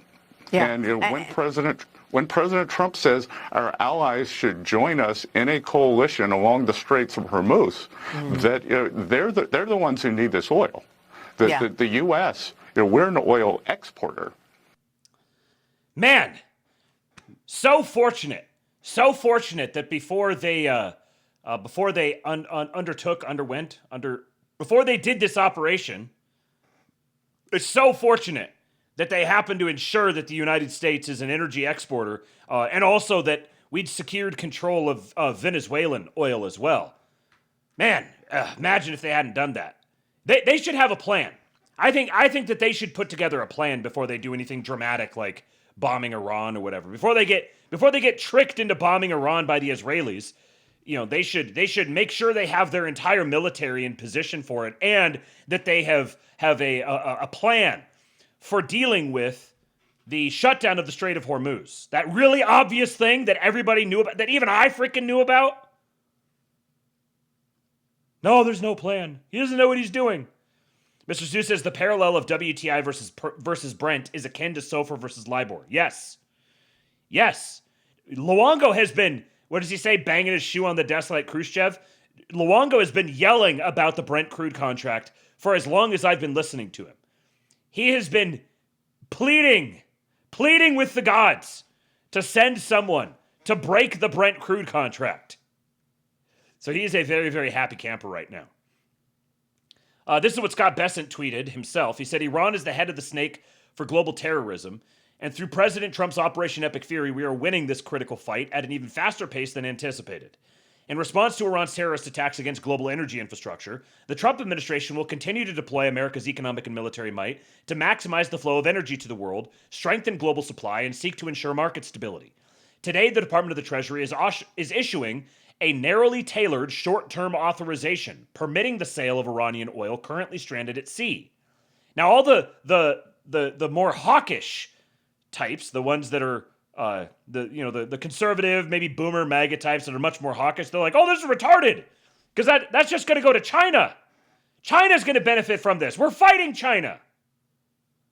See, even they don't get it. Even they don't understand what's happening here. We're not fighting China. We're competing with China. But at strategic moments, Trump is ensuring that he's making it clear to China that we're engaging in good faith. If you will keep cooperating with what we're doing, then we're not going to needlessly escalate against you. So we'll actually make this unprecedented move of releasing our sanctions temporarily to prevent you from taking this on the chin too hard. At present, sanctioned Iranian oil is being hoarded by China on the cheap. They're basically selling them at wholesale.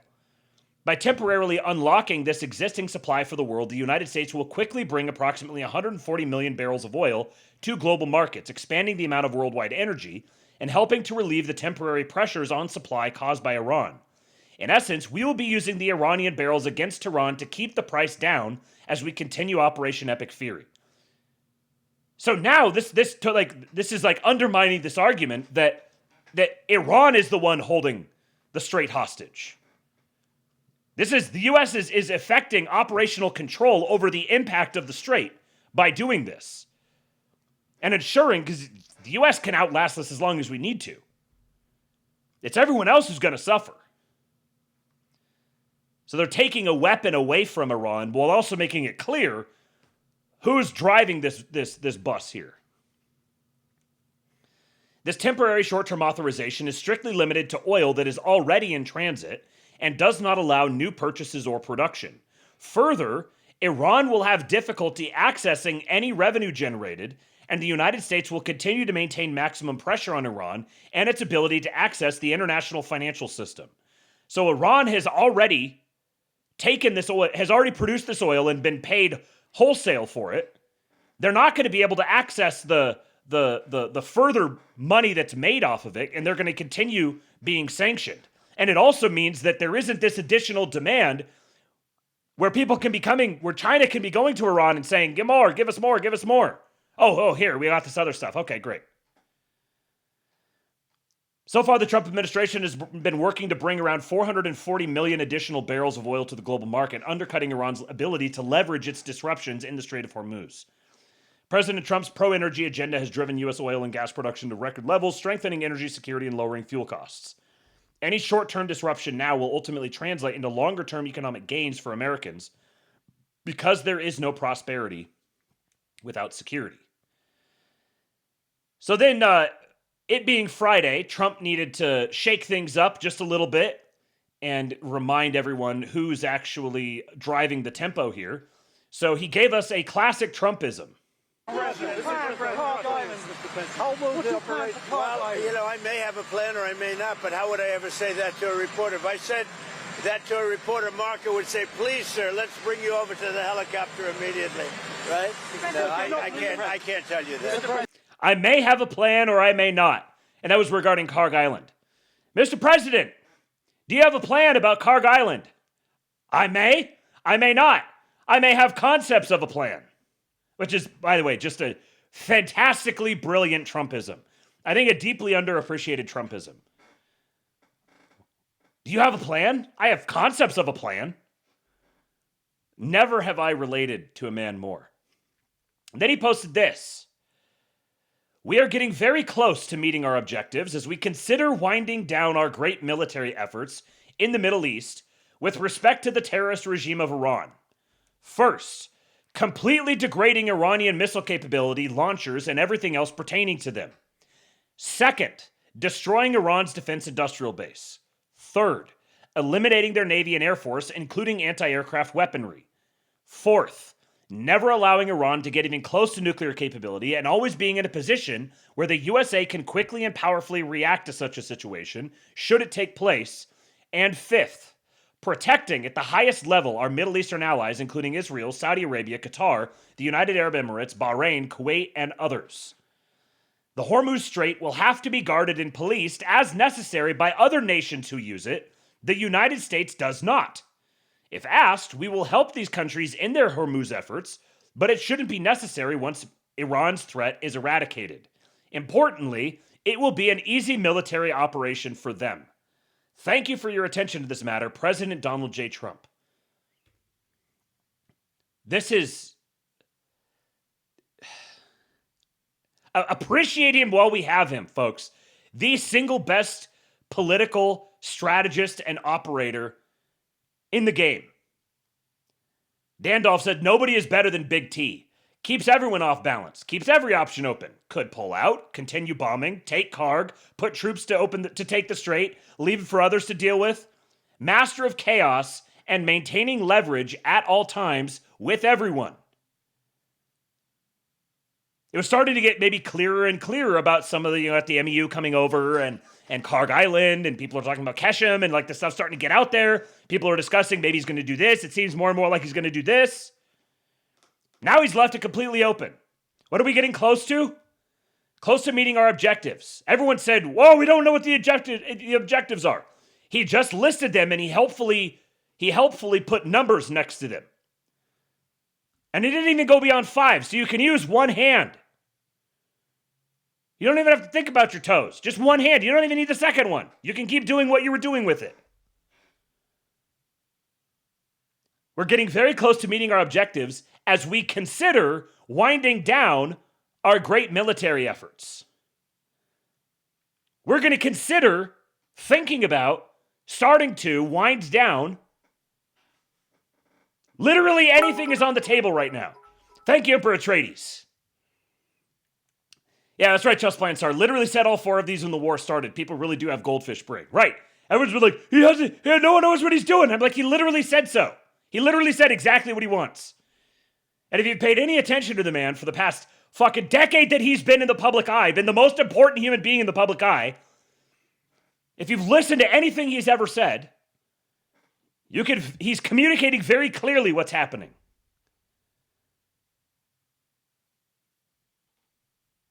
Was it this the next one?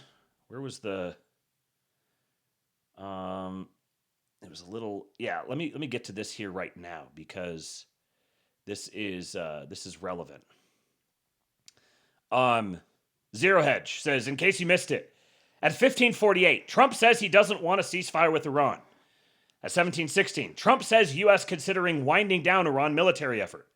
1819, White House, Trump remains focused on total victory in Iran. 1825, explosions heard in Tehran. And Just Loki said it's called keeping your enemies on their toes, man. And Hyperborean Gaucho here says people still get completely rolled by this when even the Harvard Law School Negotiation Journal covered it almost a decade ago. This is from, what was it, the Harvard Law School Negotiation Journal, talking about Trump. Most importantly, Trump the disruptor manages ambiguity, seeking to minimize it for himself and maximize it for others. He doesn't like surprises. Quote, anticipating and preparing for problems will save you time and resources and stop surprises that could cost you a ton, he advised in Trump 101. But ambiguity has been an enduring part of Trump's negotiation toolkit from his early days as a businessman to the present day as occupant of the Oval Office. Before running for president, he wrote, quote, never let anyone know exactly where you're coming from. Knowledge is power, so keep as much of it to yourself as possible.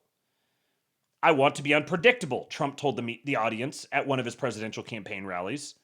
Indeed, he stressed in a campaign foreign policy speech that, quote, so foreign policy specifically, quote, we must as a nation be more unpredictable. For example, in a pre-presidential television interview, he refused to rule out the use of nuclear weapons.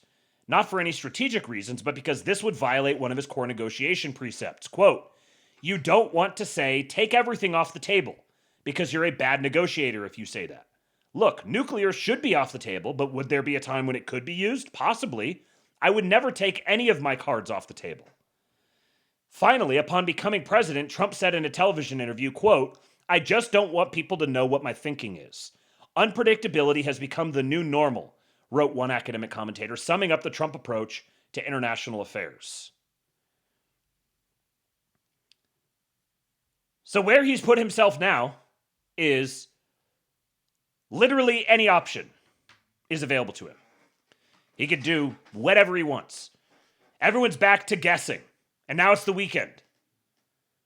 He's left himself the ability to more strikes, more, oh yeah, he did say the N-word, that's right.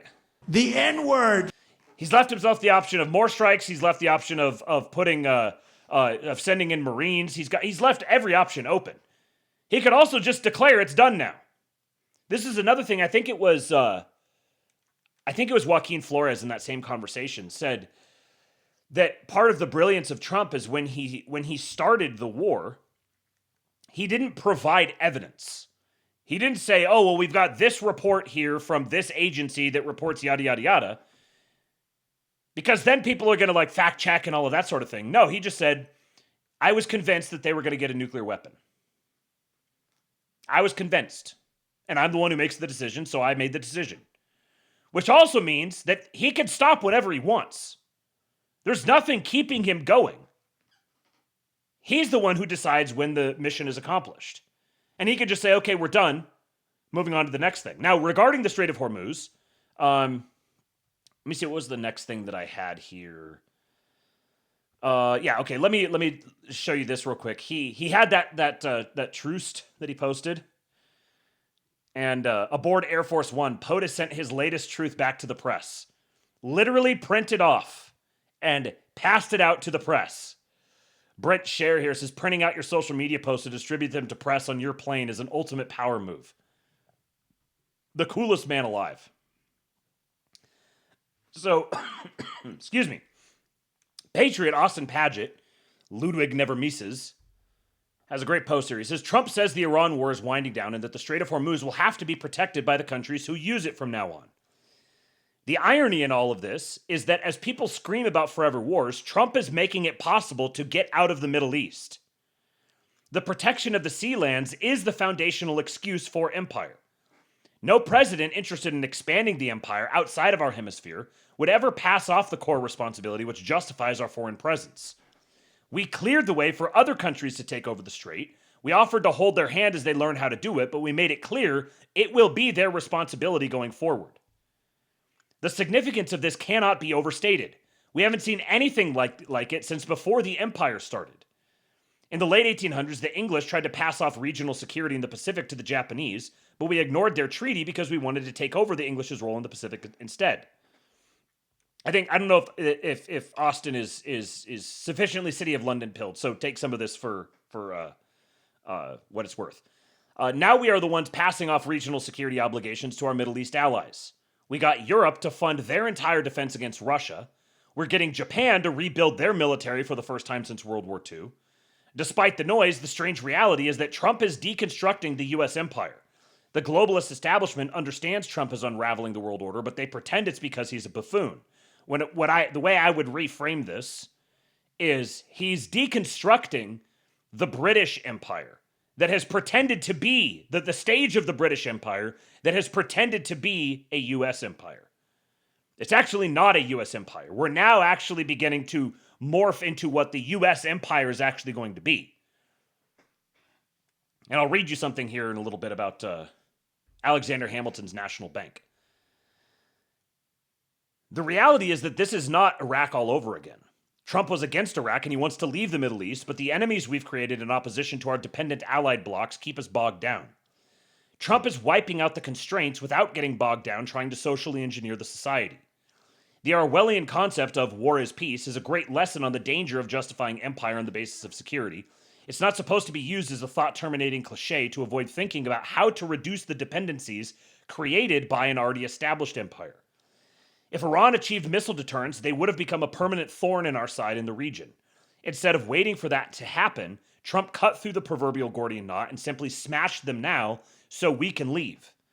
The rest of the Middle East is ready to move on from Iran and the terror wars. They will be able to lock it down now long enough for the resentment to fade and for the world to finally move on. I would say that's the hope, at least. And I'll add to this that there's what he's done with this posture is he's left himself multiple options. Number one, the locals can just step up and pick up the burden themselves and manage it. The Europeans can send their own people down there and they can manage it. He's saying this isn't our concern. We're clearing the board, setting it up fresh from the bottom. We'll handhold you and transition over to you take control of it, which is like a dare because they can't. It's not possible for them. There's no way they could conceivably do that, especially because they are willing to commit suicide in their opposition to him, and he knows that. So when they refuse to do it, then he could say, oh, well, I guess we have to then. I guess we're just going to control the Strait of Hormuz. We told you, we gave you the opportunity, we were going to hand it to you on a silver platter, and you wouldn't take it. So I guess we'll just have to do it. And to whatever extent you want to contribute, you could take over from us and pay us to do it. You could take over from us, or you could pay us to do it for you. If we're going to do it, you're going to pay us for it. Here we go. Magoo! Here comes the money. Perfect timing! Donald Trump, the ultimate alpha male. The alpha male alert! I declare you have some money. Thank you, sir, you absolute patriot. Mathematics, quantum mechanics, the secrets of the universe. I mean, kids, Magellan's a lot cooler than Justin Bieber. You want to fight? Better believe you've got one. You want to enslave my spirit? No! And I'll call on God to protect me and use me however God sees fit. Oh, boy! Thank you, Magoo. So now Trump has every option at his disposal. We can keep doing what we've been doing, but now we're doing it at someone else's behest, and we're going to charge them for it. So to whatever extent America retains a position, a place in these regions, and continues to employ its military there, the military is going to be deployed on a strategic surgical basis like this. And whatever stuff the U.S. does there, someone's getting the bill for it.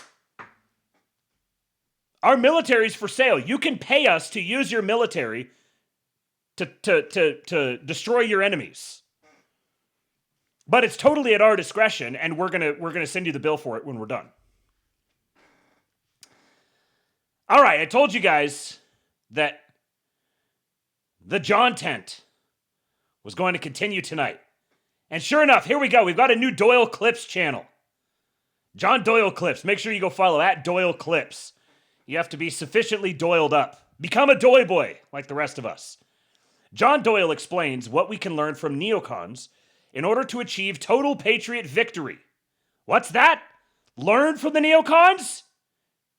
No, I thought you were just supposed to scream and troon out and yell anti-war slogans. No, we must learn from the neocons. Doyum, rise up. Let's go. That is generational struggle. It's slow. It's extremely unrewarding at times. Doyle Clips. You need to turn it up. You need to make the audio bigger. Bigly audio. So apologies, you guys are going to have to turn it up a little bit if you want to hear this. That is generational struggle. It's slow. It's extremely unrewarding at times. The glory is not instant, if guaranteed at all, but it is necessary. And the neocons understand that because they have spent decades doing that, embedding themselves in the think tanks, in donor networks, media outlets, party committees, etc. They lose battles, but they keep showing up. When Trump won in 2016, they went underground, they waited. Now it is very clear they are trying to claw their way back, right? And patriots cannot afford to simply rage quit after one bad primary, one disappointing appointment, one resignation. You don't get to walk away because the fight is hard. You actually have to stay. You have to actually train the next wave. You have to build up the team. You have to flip the next precinct. You have to flip the school board seat, whatever it is. You have to make yourself indispensable at every level. And I think that's the real takeaway with the Joe Kent resignation. Walking away when you don't get your way, all that's going to do is leave the field open for neocons because they don't walk away. They stay. Yep. They watch you exit. So you have to stay in the fight. You have to be useful. You have to build loyalty. You have to put in the groundwork. And the generation that finishes this started decades ago with Pat Buchanan. The generation that wins this is going to be the one that actually refuses to quit. And so, yeah, we have to just understand that we actually are in control of the situation. We are in control of our own destiny. No one's coming to save us.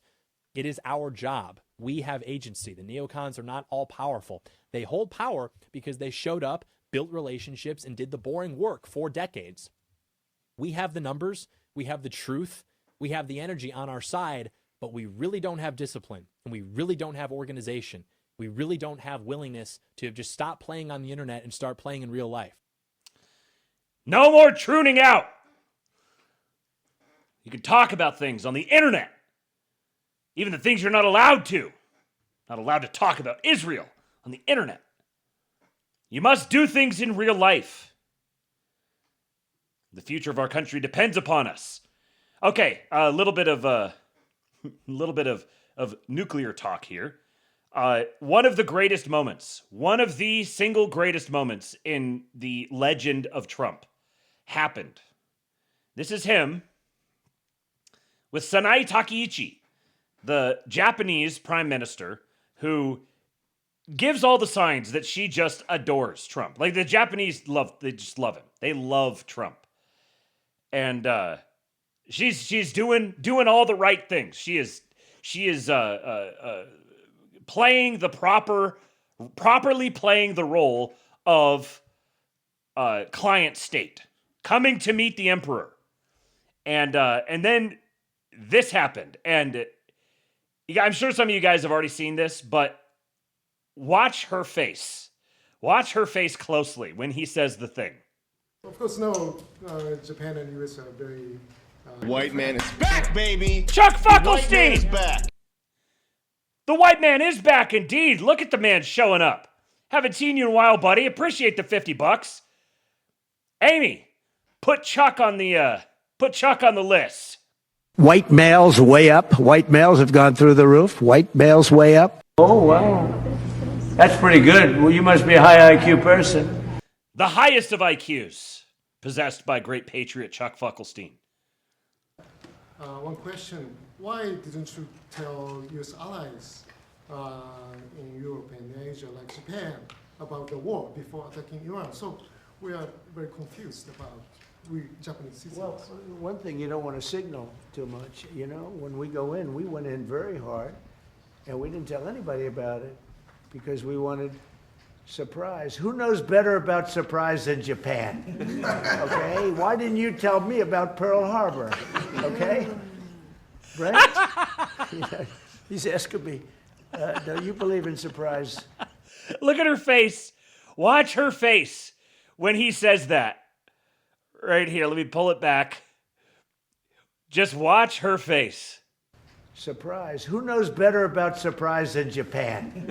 Okay? Why didn't you tell me about Pearl Harbor? Okay? Right? He's asking me, do you believe in surprise? I think much more so than us. And we had to surprise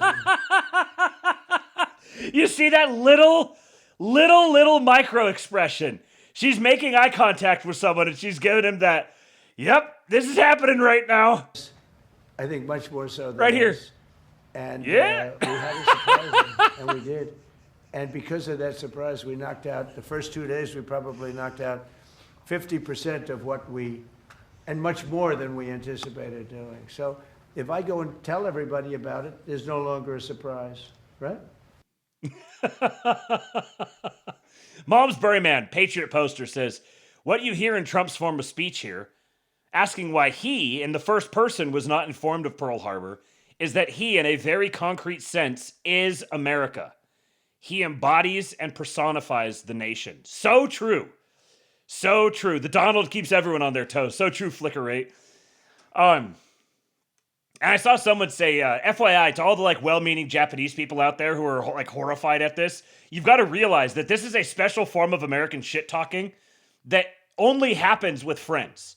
This is like a dude when he's around the other dudes, you just obliterate each other. You're constantly coming up with the worst possible ways to insult each other in the most direct, cutting way, with the expectation being that you return in kind. This is the way American dudes, especially. This is the way this is the way we communicate. This is a great show of honor and respect to say something like that to you in your presence. Now, an interesting theory here from Will Tanner, another Patriot poster. All the Patriot posters showing up here on the Lab tonight. He's quote tweeting this. Racehorse said, America is the worst country to have as a military opponent because if you nuke their city centers, they get stronger. And Will Tanner says, I've mentioned it before, but this connects to one of the more interesting theories I've seen on here about the Civil War and the devastating social changes that came in the 60s and 70s. What if it all happened because the government believed nuclear war was imminent? Take the destruction of our cities. What used to be functional metropolitan zones full of factories, workers, capitalists, the middle class, and so on, are now largely urban slums full of felonious, welfare-reliant denizens. There are others there, of course, primarily highly compensated professionals, and a very few old money types. But largely those who actually live in cities are the worst among us rather than the best. If the bombs were to fall, the welfare class would be eradicated, while the productive classes in their highly dispersed suburbs would mostly escape nuclear hellfire. Similarly, the factories and other centers of production in which the productive classes work have been dispersed outside of the few big cities in which they used to primarily exist and are now all over the country. Like the people who know how to work in and run them, they're everywhere rather than being just a few targets in big cities. Maybe they'd still be hit, but tens of thousands of individual targets all over the place is much harder to deal with in the industrial zones of a few dozen major cities. Were those cities hit, those who suck up the bounty would be hit rather than those who produce it. Same thing with our diet. The shift from real food to processed food composed mainly of corn and soy derivatives seems odd, as do the massive stockpiles of said unhealthy calories. Unless you think nuclear winter is coming and factory farming paired with huge reserves of stored and processed grain calories will be the only way to pull through. Corn is much more useful than dairy cows in a nuclear winter. Yet further, the shift to fence-to-fence factory farming came during the Cold War, around the same time as the destruction of our cities. Of course, the hollowing out of the productive elements from cities, the warehousing of vast numbers of criminal elements in subsidized urban slums, the dispersal of industry, the massive expense on asphalt roads instead of rail infrastructure, horribly unhealthy dietary changes, and so on now seem bad. But what if they came about because the Civil War technocrats were once planning how to best increase the chances of recovering from a nuclear strike, dispersing the productive people and condensing the problematic elements, while storing food the productive could use to survive would probably be the best bet. At the very least, it's an interesting theory of what the planners were up to. I think very, very interesting theory. Now,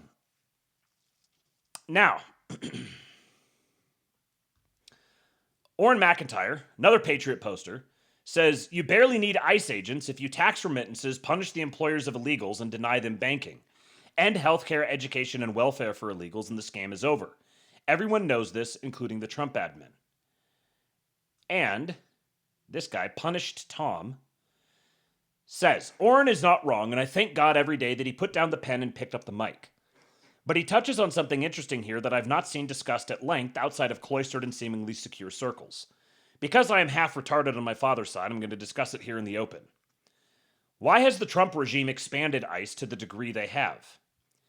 Any monocausal hipshot answer you throw out may be right or wrong. Probably wrong. I'm not the only half-tard running these streets. But it most definitely won't be the whole reason. I love high-speed internet discourse and analysis. I have for all my adult life. But one intensely glaring blind spot it has created in a lot of us is the inability to pick certain ideas and concepts back up after they've been debunked, memeified, or charlatanized. Some ideas are all bad and deserve to be abandoned, but that's actually pretty rare. Most bad ideas are actually fairly okay, or even good ideas that just landed too early or too late. I'm not trying to stray into relativism here, but there is a substantial amount of hidden utility in being able to dust off bankrupt concepts, rearrange the aspects, slap on a new coat of paint, and see if the time is right. 4D chess. I'm not invoking this term to once again reassert the idea that Trump is brilliant. He is. Rather, I only want you to attempt to look at this situation, ICE enforcement, or any situation, as a single chess move that occurs on 3 different game boards. The short-term board, the intermediate-term board, and the long-term board. All powerful people play 4D chess. They have to, because those 3 distinct game boards are always present and never ending. Prior to digitization, there was more latitude to consider moves. Prior to electrification, there was an embarrassment of riches in terms of planning time and assessment periods. Prior to modern metallurgy, moves on the short-term board reflected across the other 2 boards with incredibly high fidelity. Meaning, like, things didn't change a lot. So a move on the short-term board was also probably going to be a move on the intermediate term and the long-term board. But now that's not necessarily the case because more things are happening faster, the happenings are getting closer together. Do you remember when Budweiser, InBev, put that disgusting freak sodomite out as the face of their piss water brand? Which game board do you think they were hyper-focused on? Which game board do you think that move had the most profound influence on? Did that move on the board open up more moves or close off more avenues to moves? Use the three boards lens to view the decisions or endeavors of any powerful person, group, or entity, and it starts to make a bit more sense why being incremental, as least offensive as possible, and lowest common denominator is the order of the day and has been so for a while. The complexity of move-counter-move has gotten ridiculous, so much so that most of our spiritually moribund elite will be on an AI mind leash in 5 years or less just to keep the mansions, vacations, and lifestyles intact. Never mind actually building great things or doing great things. Long way around the barn. ICE and 4D chess. The Trump regime has built a domestic force using extant law, policy, process, precedent, and most critically, expectation as the foundation for a thing we've not had in this country ever, as far as I understand it. Dispense with your personal perspective of what ICE might be, and try to think about it as if the last 10 years is just the opening exposition scene for a mini-series about a made-up country in a fantastical universe. The Trump regime has built an army of dedicated, patriotic, professional, fit, and motivated people whose primary concern is identifying, locating, detaining, and mitigating pernicious threats to order and American identity. Is it an insurance policy? Is it an army? Is it a threat? Maybe all these and quite likely more. Trump is thinking generationally. You should too. Semper schizo. I like that. Semper schizo. Slutty Milk says, also the law that brought us the Reagan amnesty law, IRCA, makes it really tough to prosecute big companies for hiring illegals, I believe. Yes, it does. It's virtually impossible to prosecute companies for hiring illegals. It's very easy for companies to protect themselves from prosecution, and the actual process of the prosecution is extensive. But here's where I'm just going to give another shout out to an appeal to pragmatism. Speaking of Slutty Milk, appeal to pragmatism. You've got to follow an appeal to pragmatism on Telegram. The subscribers number isn't growing over there nearly fast enough. This is one of our greatest patriot posters. You have no excuse being out of the loop on the immigration matter because you always have an appeal to pragmatism. Here are some of the most recent posts. Over 10 months in a row with 0 migrants released into the U.S. This death penalty rule proposal only has 3 comments. Is I right? Everyone should leave a serious and clean comment in support of a swifter process regarding capital punishment or suggestions to expand it if you're legally familiar. This is a proposed rule by the Justice Department, posted on 3/16/26, a certification process for state capital council systems. This week, Pam Bondi has officially brought forth a rule to speed up the death penalty. Since the 90s, death penalty has been slow and too rare. Bondi's proposed rule could expedite execution certification in the states. DOJ is requesting public comments and suggestions on the rule at the link that he provides on the Federal Register. This week, a Nigerian scammer is facing denaturalization for millions in fraud. The Trump DOJ has been pushing many cases to revoke citizenship. A Mexican who became a citizen under Obama has been denaturalized by the Trump DOJ for selling weed and drugs. 5 Mexicans were charged this week for coming together on a meth scheme in California. This bust is one of the many cases linked to President Trump's executive order to protect America and its people against invasion. Trump's DOJ is aggressively targeting migrant fraud and crime with little media coverage. There are hundreds of these cases going on, unnoticed. 5 more Somalis have pleaded guilty to large fraud in Minnesota. Trump's DOJ says Ikram Youssef Mohammed and a bunch of similarly anti-patriotic names bring us to 63 convictions attached to 1 case. A Puerto Rican has pleaded guilty to charges of millions in fraud with other Hispanics for years, bypassing American laws and disrespecting U.S. authority. Hessian! Hessian beard! Look at my president's moves. Donald Greens. Troosting like a patriot. Hessian beard, sir. I appreciate you. Thank you, man, for the $47. Is it still possible? We're at $211.88 right now. Is it possible to get to $400 tonight? 1 single Teal Bucks donation. That would get us there. It's not a donation. I legally can't call it a donation. It's a tip. Give me your tips, boys. This is a former bank CEO who pled guilty to a multi-million-dollar wire fraud conspiracy and Venezuelan sanctions evasion scheme. Trump's AAG, Harmeet Dillon, at the DOJ Civil Rights Division has signed a filing requesting to dismiss felony charges against police officers who were fired from their service during BLM hysteria. The Breonna Taylor incident sparked black and leftist riots across the country before President Trump left office in his first term. And it goes on. Just endless sequence, endless stream of wins that nobody's talking about. Except for an appeal to pragmatism. And Slutty Milk, because he's constantly posting appeal to pragmatism posts in the King Pill Discord, which you should join. kingpill.com. All right, now let's talk Alexander Hamilton. Where are we at? 2.5 hours? All right, yeah, we'll finish about the before the 3-hour mark, most likely. This is I read the thing about the West Post, was it the Post-Westphalian Reset or whatever it was called yesterday? Same author here, The Observer. Everyone from libertarian bloggers to Ivy League professors will tell you that Alexander Hamilton created the blueprint for the modern Federal Reserve. This is the greatest financial lie in American history. Hamilton's Bank of the United States and today's Federal Reserve are as different as honey and vinegar. Hamilton did not build an oligarchical central bank to endlessly print fiat money and bail out Wall Street speculators. Instead, he engineered a revolutionary system of sovereign public credit designed to drive the physical industrialization, infrastructure development, and technological advancement of a new nation. Here is the exact data synthesis showing why Hamilton's system was the absolute antithesis of the modern Fed. First, it could not monetize government debt. The Federal Reserve routinely buys U.S. debt, acting as an engine to grow endless federal borrowing. Hamilton's bank was strictly prohibited from monetizing government debt. Number two, it did not print fiat money. The Federal Reserve unconstitutionally prints its own money, Federal Reserve notes.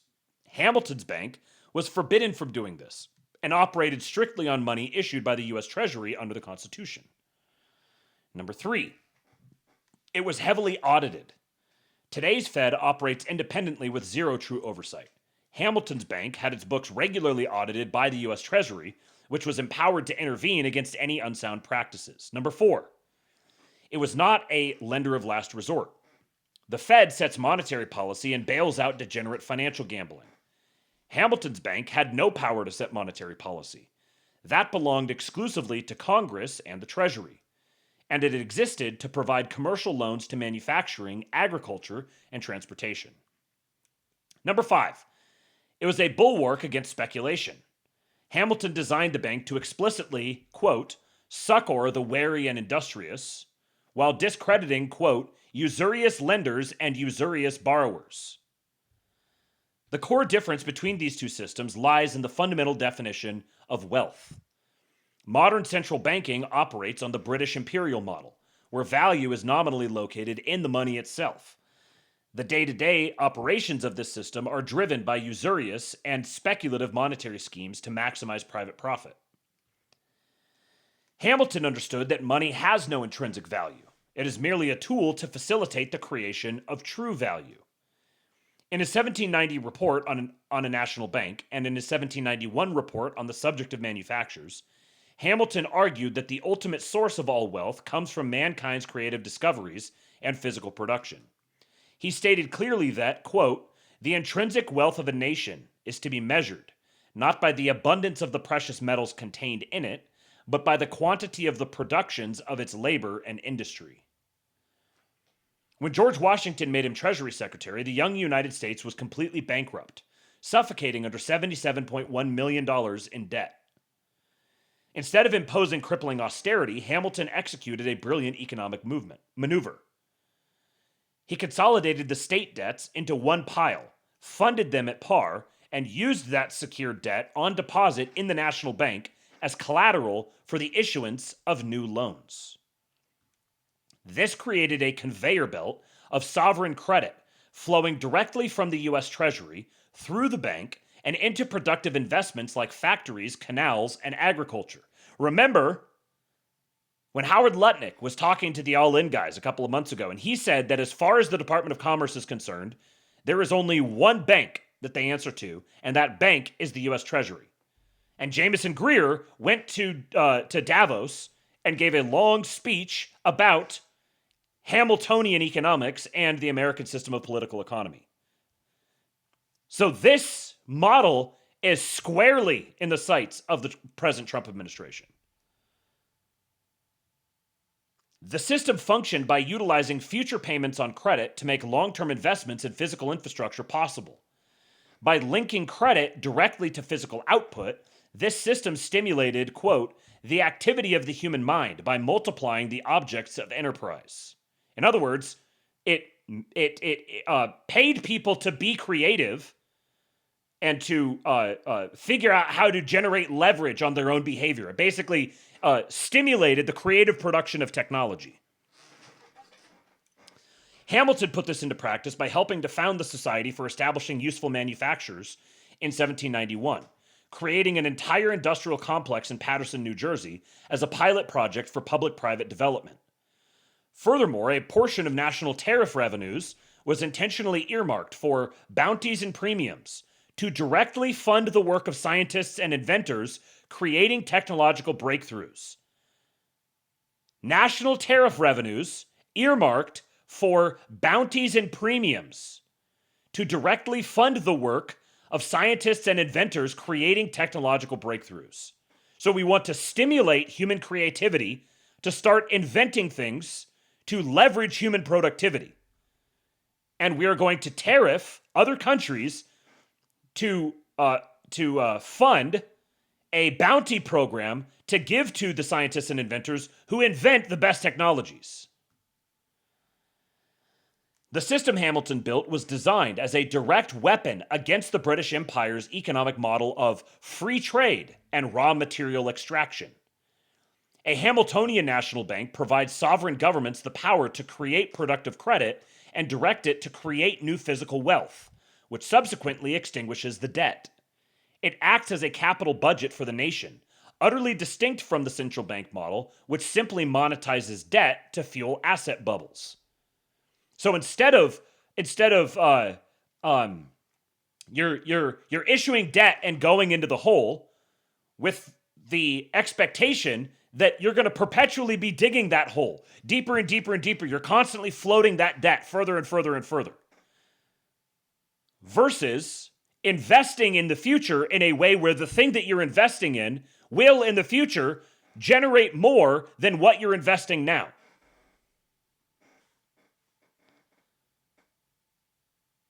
Versus the free trade. Well, if you have free trade, there goes your tariff revenues, there goes your government incentives for increasing productivity, for developing methods of leverage to leverage your productivity to increase human output.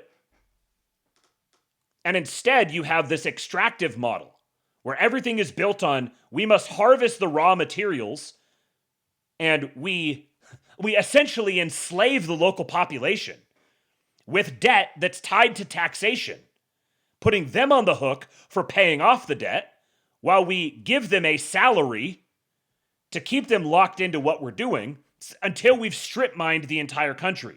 Then we go to the next one. Then we go to the next one. Then we go to the next one. Oh, what's that? We've covered the entire world.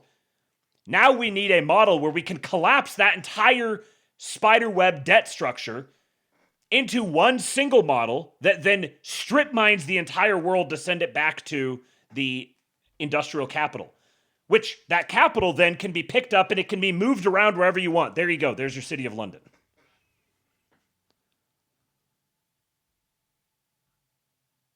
The Federal Reserve System we suffer under today is an oligarchical architecture. Sorry, let me say that again. The Federal Reserve System we suffer under today is an oligarchical architecture designed to extract wealth and fund a parasitical financial elite. To rebuild American prosperity, we must stop pretending that endless fiat money printing from a private central bank is normal. We must return to a Hamiltonian framework of sovereign public credit, where capital is directed exclusively toward infrastructure, manufacturing, and the boundless potential of human creativity. And here is a helpful little infographic that you could go download and share with your friends. If anybody seems skeptical about Donald Trump's economic and his reindustrialization plan, the tariff regime, all the trade bill, all the trade deals and stuff that he's doing, just send him this.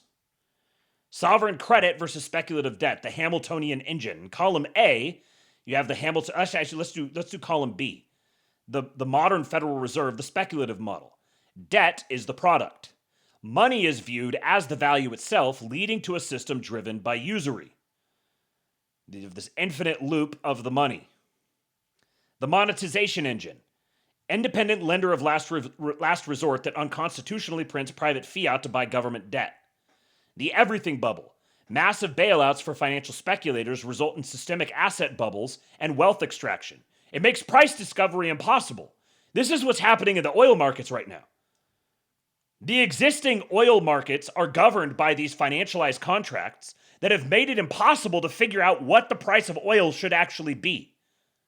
What is the price of oil? It's constantly moving all over the place. There's no way that an industry like the oil market, with such rigid production lines, with such deeply locked in flows, should be constantly moving up and down all over the place. It should be incredibly stable. But price discovery has become impossible. So the institutional constraints. The primary goal is maximize private monetary profit, routine debt monetization, and accountability independent of public and political control. Then you have the Hamiltonian National Bank, the production rig. Sovereign Treasury oversight. It's prohibited from monetizing debt. It operates on Treasury-issued currency with strict regular audits. Credit is a conveyor belt. Debt is transformed into secure collateral to fund long-term physical production and infrastructure. And then the Paterson, New Jersey project transformed $77.1 million in debt into the foundation for America's first industrial complex. And then the institutional constraints. Primary goal is physical manufacturing and infrastructure. Monetization is strictly prohibited. Accountability is audited and directed by the U.S. Treasury. Incredible that this is so low viewed. What is it at now? 449 views. Come on! Go retweet it, folks. It'll be the very last link on the Substack or in the podcast notes for today. So, the Hamiltonian system. Hamilton's Bank. See, if you don't understand all of this background, then yeah, you're going to be completely in the dark about whatever's happening with Iran. But once you understand the whole picture of everything that the administration has been doing, from when they began laying the groundwork for it to the first year and now well into the second year of the administration, this whole picture is all becoming clear around what they're actually doing.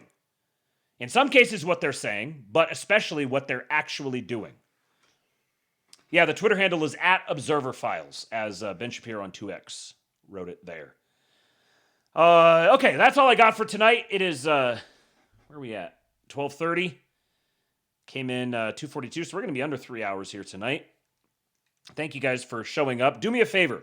If you haven't already, go subscribe. Or just follow or whatever on Substack. There is a paid option. You don't have to do it, but just go follow it. That's like the ultimate fallback place. Personally, I think it's the best replay gang spot to gather. If you want to comment over there, then you can support the show by becoming a subscriber on Substack. I think it's $7 a month or something like that. Follow me on X @KingPilled, on Telegram @KingPilled. Flickr rate says tip did not come through. Let me come over here and check. Oh yeah, $20. Thank you, man. $20. So that puts us at. There was another one that didn't come through. Was that one $20 as well? Yeah. So we're actually $40 above. We're at 250. 250. 251.88. So let me read this here. I had a Jeet short me on my change tonight at a gas station. Luckily, I was wearing my math hat and called him out on it. This is all too common in our country now, and it isn't the first time a Jeet shorted my change like this. They have not been sending their best. Well, so true. I'm sorry you got shorted. It's been a long time since I've actually paid for something in cash, so I haven't encountered that. Maybe that's what they're doing. They're trying to. This is how they're getting you away from cash. This is how they're stealing your money by forcing you into using the digital method of payment, so you can get around the Jeets who try to steal from you. I'm glad you put your math hat on. You pretended to be math Jew Ericstein for a little bit. The other tip you already got. It was Pale Morning Dude. Okay, so yeah, follow on the Substack. The YouTube channel is still out there. If you haven't seen it, the viewership on it is just completely collapsed since I got a strike a couple months ago. So I'm still uploading everything to YouTube, but just be aware that it's going to go away eventually, I'm sure. I'm also streaming on Rumble. Shout out to the Rumble viewers holding it down over there. Viewership's starting to pick up on Rumble. So yeah, there's another place where you can follow the show.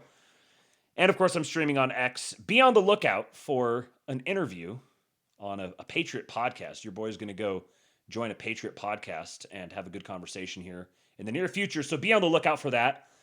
Make sure that you are either following the Telegram channel at KingPilled or following me on X at KingPilled, and I will shout it out when it happens. And then you should go join the KingPilled Discord, kingpilled.com. Let me just check real quick and see if I've heard back yet on this. Yes, okay, we are on track for a normal Suda mañana. He says it'll be tight, gonna be tight, but it'll be up. So we will wave tomorrow. We will Suda wave. So make sure you show up for that.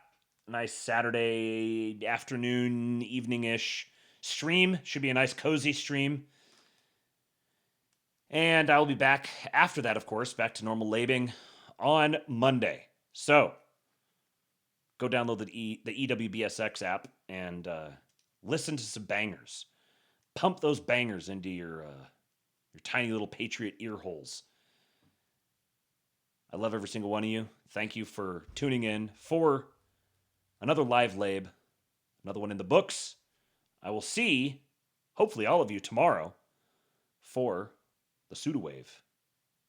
Until then, I leave you with Hulk. When they took a shot at my hero, and they tried to kill the next president of the United States, enough was enough, and I said